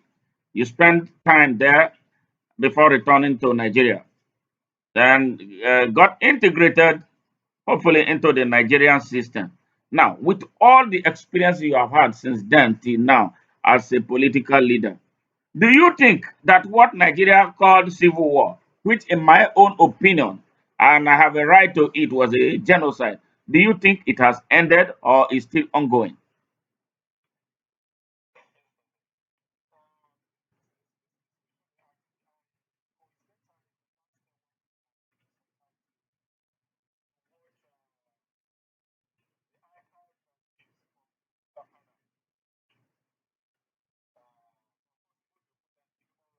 Yes, yes, yes,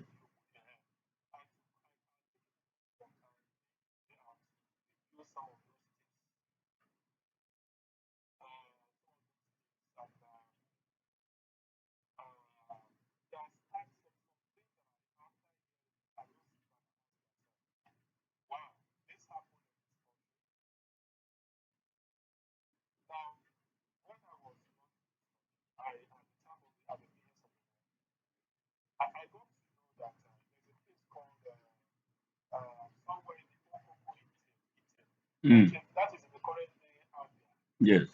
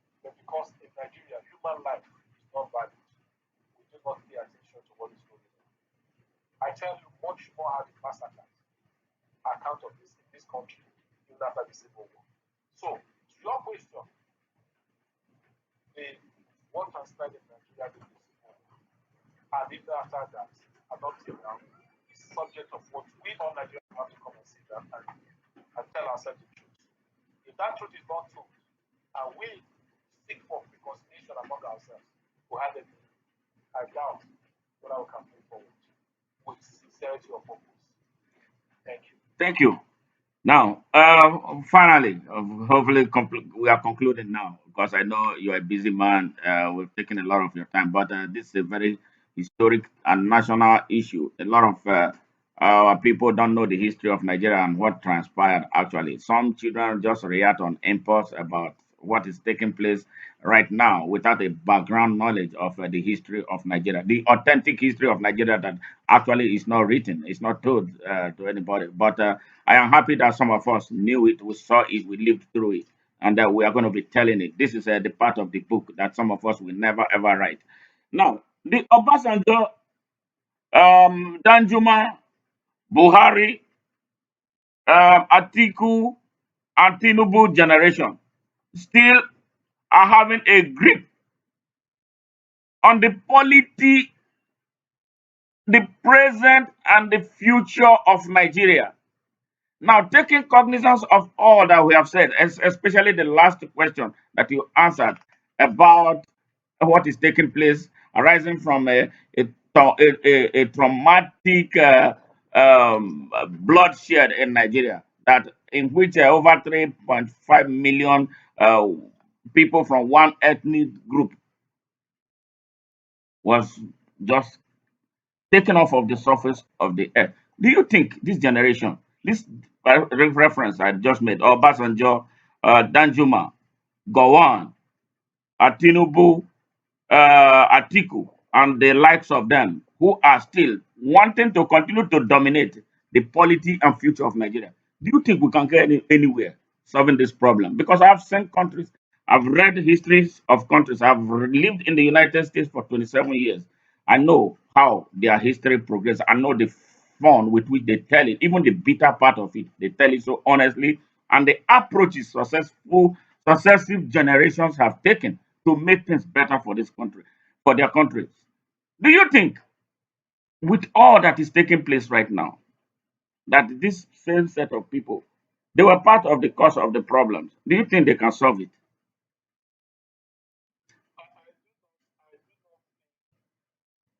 I do not think that they can solve the problem that we have now, because they can solve the problem that we have. It will have been solved before now. But that is not to say that if they were not able to solve the problem, that if they are sincere now, provide some reasons why we should solve the problem, that the problem will not be solved. If you recall, I've consistently talked about the sincerity of purpose as we are holding this discussion tonight. Everything boils down to the sincerity of purpose. Are you sincere about what you do? Are you sincere about the progress of this country? Are you sincere to become a statesman? You know, people want to become statesmen. They have not qualified to become statesmen. People want to become leaders, political leaders. They are not qualified to become leaders. If people just want to be heard and continually being held and still being held as some of the leaders. Now, let us get this, because we need to understand very well why it is extremely difficult to what extremely difficult that everything we do in this country, we will always encounter this set of our leaders. We will might take this, you might not agree with it. Whatever you do in Nigeria today, these names you have called will continue to be a recurring listener. Not only as a list, but in the actual their actions and activities of this country. These people will be involved in the affairs of this country from day to day and from week to week and month to month. Why would they be involved? First of all, you cannot have somebody that has run this country for 8 years when the resources of this country have value and you superintended over these resources. You planted your people, network of people across this country, holding several sensitive positions, and you say you do it with such a person. It's not going to be possible. Now, you cannot also say this is just some people that we are mentioning.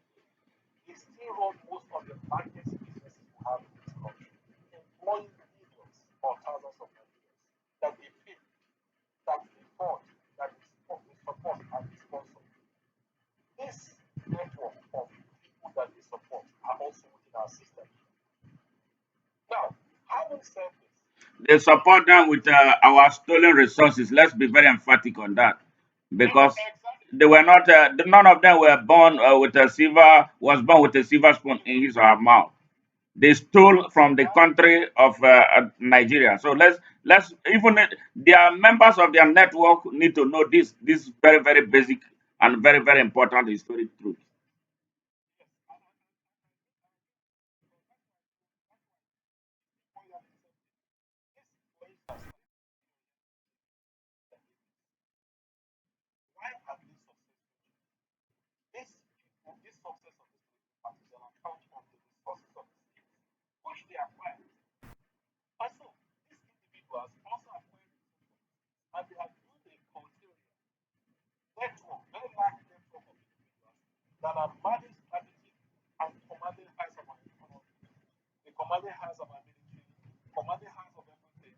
So what I'm saying about Shell, they have all their network and their skills everywhere. So we must come to terms with this. But how do we break away from this? Is it going to be an easy thing? It's not going to be easy. For instance, the former governor of Lagos State, who we still know controls a lot of things in Lagos State as we speak. How do we rescue the enormous resources that this man acquired in that particular state? How do we do away with all that he has invested? It is something that will take us years and months. But what we need to ask ourselves is, can these people truly come and say, indeed, we are apologetic of what has happened in the past, one human beings, and this is the way forward for us? Can we take a back seat? Let us leave this young. Let us leave this young people. Let us leave new sets of people now to run their affairs. And let us leave the resources that is available for them to do this. This is where the human nature comes in, and this is where things will come in. Even upon all that happens to Mandela, Mandela said he was going to give way, and the gave way and left. I had the opportunity myself to create so much problems for the incoming government, incoming leadership of IPAC in Nigeria, as they used to do before. But I handed over to them, and I wished them the best of luck, and I walked away. Now, and I have told myself, I'm not going to dabble in whatever is going to happen in that environment, in that space. So, we need to find a way to see how we can work with these people. Now, and is antagonizing them the solution? Is being compulsive, energetically being compulsive, and also attacking them always or confronting them with the solution? For me, everybody has got his side. The resources people have acquired, we need to also find a way. Do we get these resources back? How do we do that? That is what government should be doing. This is what the state should be doing. If, for instance, I'm given an opportunity of a high profile position like that of the president or anybody, the first thing I need to do is to go and make the sense of people. I will talk with them. You can't take what they have. It's not difficult, except you want to kill them. And so, the point I'm making is this: there has to be some level of creative engagement between us and the sense of people for them to give us the sincere position and their support. Offload what you have and support these things. Give us what you can give us and let us move ahead. And that's where we have this issue of bargaining, and all that. So my point is this: why we now visit them, why we also talk about them in negative terms, why we also cover them, we also need to find a way of how we can work and just move ourselves forward. For us, we young people, we should make our minds to make sure that in this course of finding the political battle of Nigeria, two things will happen. You've got to write your way before you get free. When I come back, fine for me, I will stay with my family. But if I do not come back, then I go with it. But first and foremost, we need to engage them. Have we engaged them? That's my own position. So, while we can recognize them, while we can talk about them, my own suggestion, our own position is that they see a whole lot to talk about with these people and how they can help us. I do not support some of them who are wanting to run for presidency from now. They will not get my vote. I will not work for them, and they will not get my vote. And so that is it. So those who want to work for them, it's still Nigerians who are killing themselves to work for them. And you ask yourself, if these Nigerians that every day they wake up, they criticize this government, they criticize that government, they criticize this institution, these are the same set of people that are pushing for these same people to come also contest for elections. To become the president of Nigeria, then you should be worried with yourself on why you, that is even more becoming more poor than the candidate.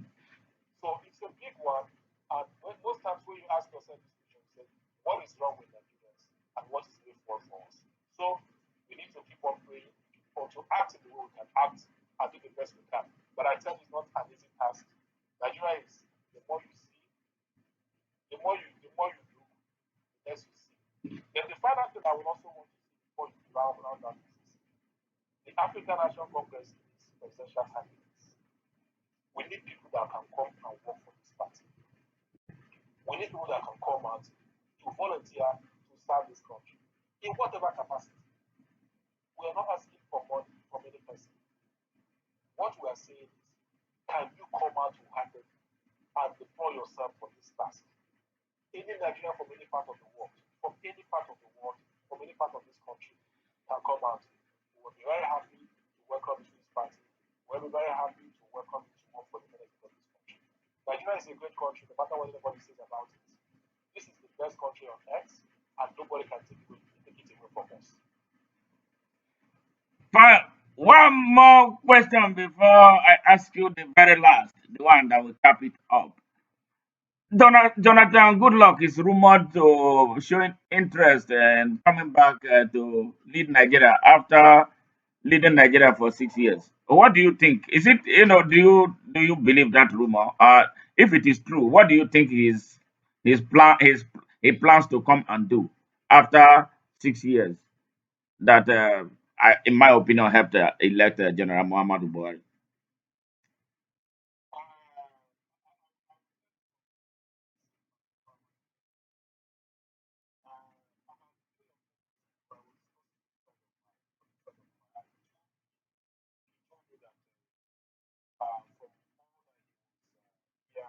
This must be about 4 months ago that it's likely that Jonathan might run for the presidency of this country. Hmm. This was about 4 months ago. Yes. When we were just having a close discussion and I laughed about it. I said, that is nonsense. It's not something. I think it will be something that comes from the investment of the brain. If President Jonathan also consider that option. The fact that you need to understand something about the Nigerian economy. I've always told you that the more you in this country, the less you see. If you have that at the back of your mind, and as you progress down, you'll be at peace. You don't have attack in Nigeria. Yeah. I will not tell you that President Jonathan will not contest or will not contest. But if this rumor has made very strong foothold, then it's not something we should throw away. It's not something we should throw away. Hmm. If this rumor is strong and it is gaining this traction, then it's not the rumor is just really 100% because I heard about it 4 months ago and now it's also in domain. Now, for Mr. President, the former president of this country, who I think did very well on a comparative basis based on what is happening now. But people say if you marry, if a wife marries, if a man marries 2 wives, Mm-hmm. and the other one goes, he will not know the one that is married that is better.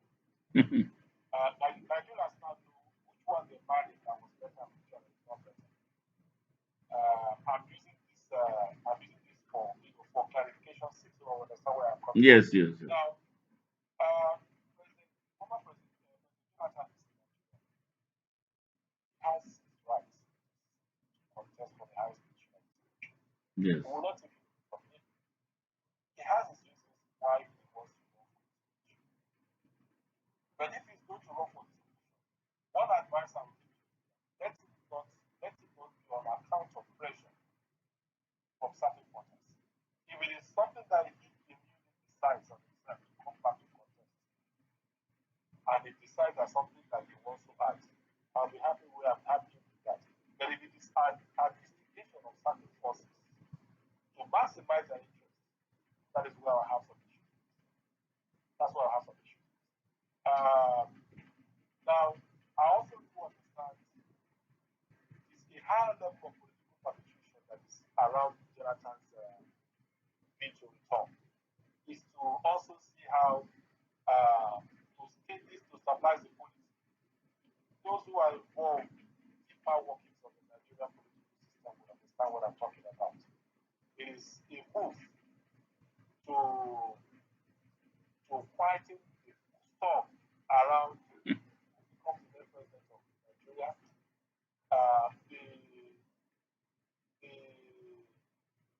The push for the presidency of Igbo extraction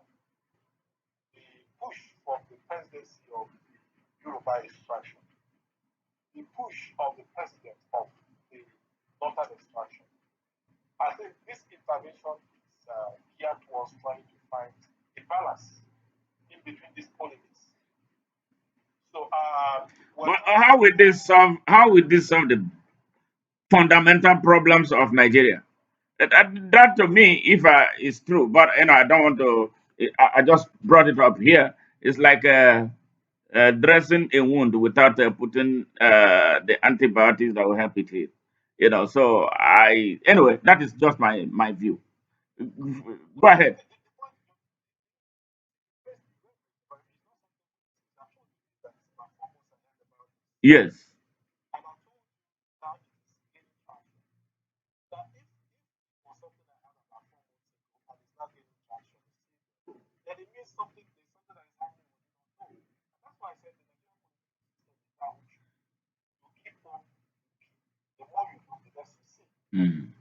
What we're trying to understand now is the promoters or people who are positioned or pushing for this particular intervention are not thinking about the Nigerian interest in that sense you're thinking about it. They are looking at maximization of the personal interest. That's what you are looking at. So, they are not looking at the utilitarian value of the interest issue and position. No, they are looking at what is it for me at the end of the day. How am I going to protect my interest? And so, if we are going to work towards engaging somebody or projecting somebody or intervening, bringing somebody to intervene for us to maximize my interest, so be it. It's not about you, it's about them, it's about what they're looking at, it's about what they want to achieve.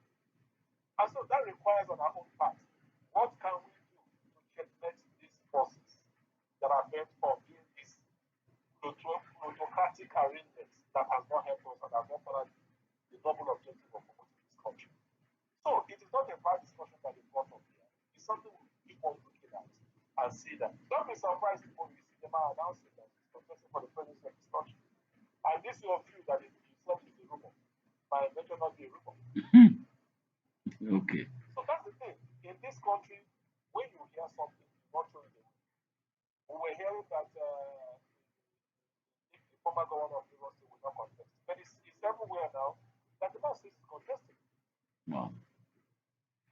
Well, as a political party leader and as somebody who has been up there now at the highest level, Dr. Leonard, I want to ask: there are other groups who are opposed to the status quo, who are unhappy with what is taking place, and they feel like they need to see new faces, a new generation, a new crop of leadership that will set a new benchmark for leadership and public service and followership in Nigeria. Have you been approached by any such groups?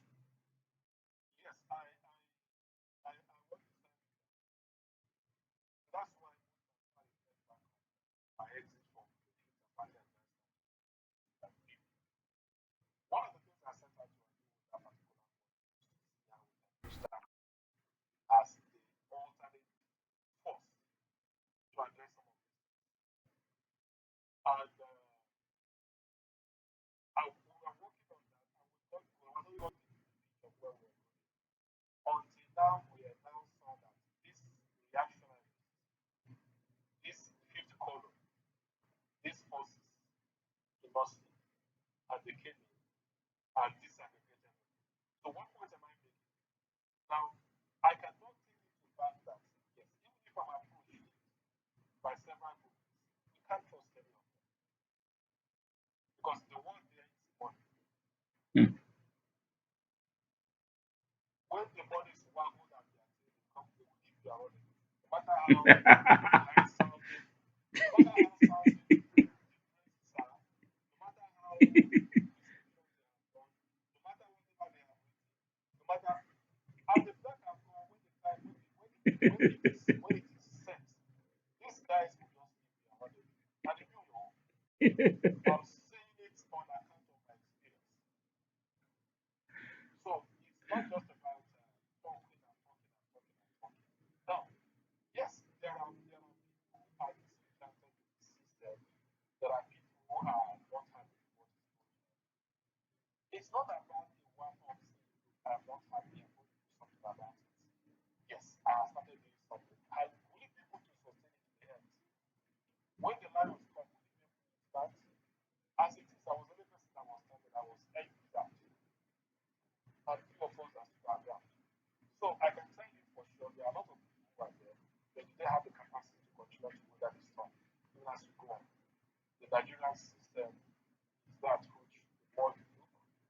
progresses. But I'm not saying that we should do so. No, we can't do so. Somehow, God has the chance to add so many of these. Then we also, as human beings, as Nigerians, got to do something. Now, my words to my brothers and sisters and God, you have been relentless, you have been focused, you have the point and whole degree of energy, you have really extended your energy in several areas in this country to see what you can do to move forward. And each time you come back to tell me your story of the motivations and all that, based on your engagement and encounter with several sets of people, that they come and they give you their position, and by the time you look deep and you look very deep, you now discover that what these people are saying are not exactly what they are. So, my was to our brothers and sisters out there. Nigeria is not a place where you can stay 100 kilometers and fight and get the war won. No, it's not going to work. If you're keen and interested to come to this country and take up positions of political leadership, you have to be coming down from here. You need to make sure you water your ground. You need to get rooted to your grassroots before you can now win elections. But if you think it's going to be by digital activism, it is going to be by talking from the top ones there, and you think you're going to get the result. Yes, you might shake the table a little bit, but that table was shaking. The cup there will still be standing on top of the table. It will not move. And so, Nigerians abroad will have to come down and put their mouth where their money is. And it is that we can always get results. Your experience should serve as a lesson to every one of them. With all your energy, with all your effort, went back to the US. And you can tell them, when I speak, I'm not speaking because I talk on video, I speak because I've seen it. I speak because I actually experienced it. Thank you. Thank you very much. Finally. Hey, let me thank you for the time, and I've enjoyed every bit of it. And from what we have seen, it's over 2 million people listening to you on radio. Our Facebook handle, they started attacking us. And yeah, they started attacking me after I had a brush with Loretta. Or not here. So they keep on when they know every Saturday they will unleash their online warriors to make sure that Nigerians don't hear the truth. But unfortunately for them, we have various channels through which you can. 2 million people listening to you as we speak right now. Finally, Dr. Leonard Nzenwa, um, if you are asked to describe the next president of Nigeria and the next members of the National Assembly, actually extending to up to the councillors in Nigeria in 2023. What type of set of people would you want to hear? Would you want to see? I told you.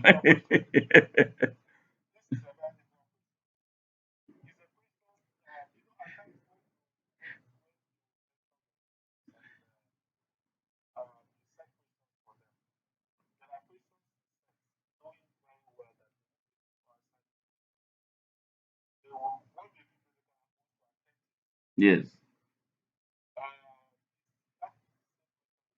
Well, go ahead and attempt. We are not trying. We are not going to mark it. We are not going to grade you. Good. Yes.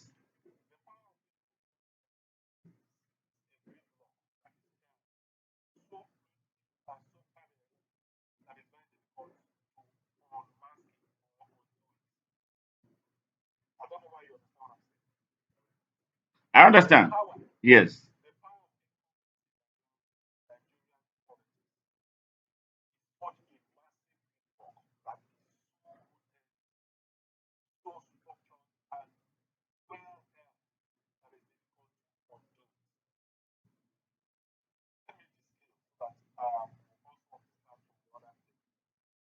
A man that has won election that based on the cover of the wealth of his power and the political party which will lost Mm. and the political capital which he has built over it is always very difficult or win that particular personal election in Nigeria. Now, what that tells us is if we work with this pattern and this trend, it is going to be very difficult for us to dislodge a critical mass of Nigerians who are members of the National Assembly. That is the senators and the members of the House of Representatives. Because it is the same set of people that will be there. So what you normally see, you now see sprouting of fresh people in each round of election. You now see sprouting of a sense of people who will now come in there. And those people are so minute and so small, they cannot make a significant impact. For instance, almost all the governors we have in this country in the last 16 years, all members of the National Assembly. Almost all the governors we have, a critical number of them are members of the House of Assembly, and members of the National Assembly. Almost some of the speakers you have in this House of Assembly, who now migrated to Congress and the National Assembly, are also members of the National Assembly. Now you still find this the same population, this sense of people are there. So when a fresh person gets in there, what they do is that fresh person, most of them are not strong enough to impact them strongly. What they do is they consume that person, consume all of them, and you still find the same thing going on and going on and going on. So when you say ask, a new sense of people coming to that house, you might not have that sense of people coming to that house in that magnitude you're looking at. Now, when you are looking, if you are going to define and say we need the requirements, you say what are the requirements or the act or the kind of people we need to see to be leaders or to be at the National Assembly. That is when discussion becomes easier. For us, the African National Congress, we want to see young. When I say young, not by age, young in the sense that you want to be very active in the political space in the country. Two, not only be young, you have noble values to add to society. When I say noble value to add to society, you must be people centered. All you're doing is basically how do I better the bottom? Then three, you also must be God fearing.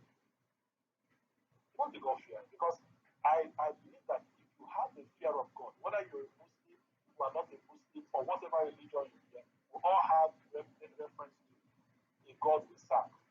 If you fear the God you serve, in whatever name you call it, you also have humanity in that capacity. Then the other key thing we need to also look at is this. We need to have people, young people now that are technologically savvy, those who are born with the period who have technology revolution. It is this sense of people that can help us to move from where we are now to the next level. Those people who will be in charge of this election transmission of results. Those people will help us to power our companies. Those people that will hold competition with others abroad to see that this country that is so blessed in various areas are also competing nobly across the globe. So this is the outlook and the shape of those I think that will occupy positions of leadership importance in this country. But if it is to say that we are going to see a mass level of new sense of people dethroning the already seller recycled politicians who have been at the National Assembly for over 2 decades in this country. My brother will tell you very well, the tough one, but if God gives us a gift, we can do it. But that is my own position. We need to find people who can help this country. And those are the applicable requirements which we can work with. Thank you very much, Dr. Leonard Nzenwa. We appreciate your presence on this Nigeria Now show today, and this is a very special edition. I hope Nigerians who are listening from within Nigeria and around the world, I hope you guys had a great moment. 2 hours, 51 minutes of grueling encounter with Dr. Leonard Nzenwa. We appreciate you all, and we give you thanks and for the time that you spent, being with us when you could be doing something else. And we look forward to seeing and hearing from you next Saturday, same time, same station, same anchor, Smart Madu Ajaja on Nigeria Now on Nightingale Radio Station, broadcasting live from Houston, Texas, USA. Good night, Dr. Leonard. We talk later. All right. All right. Bye bye.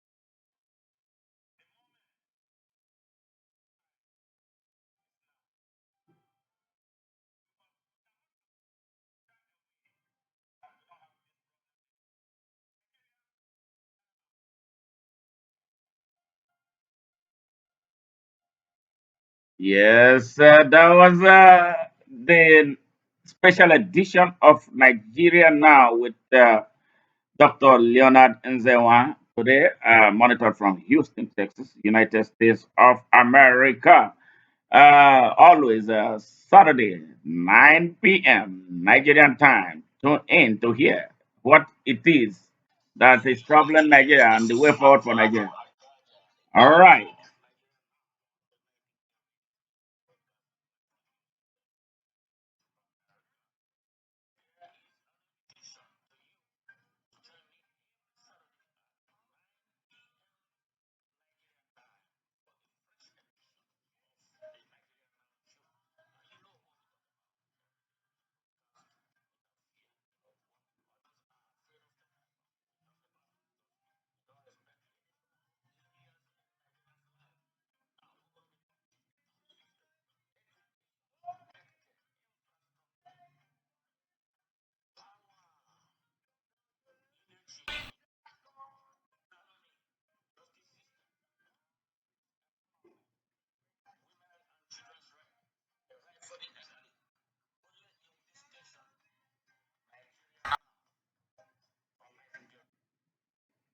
Yes, that was Nigeria Now. Yes, yes, yes, yes. Now they got to, they got to let our people go. It is time for us to get out. Yeah, I cap this with a motivational prayer to all Nigeria, a demand actually. All right, and we call it a day for today and the next Saturday, same time, same station.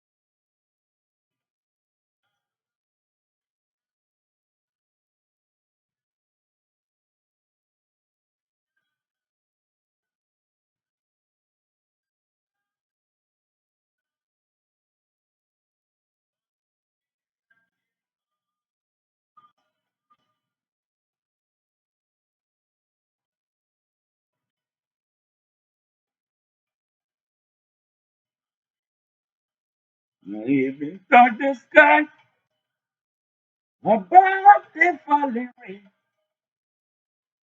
I feel so good in my neighborhood, so here I come again. I got to have, I got to have.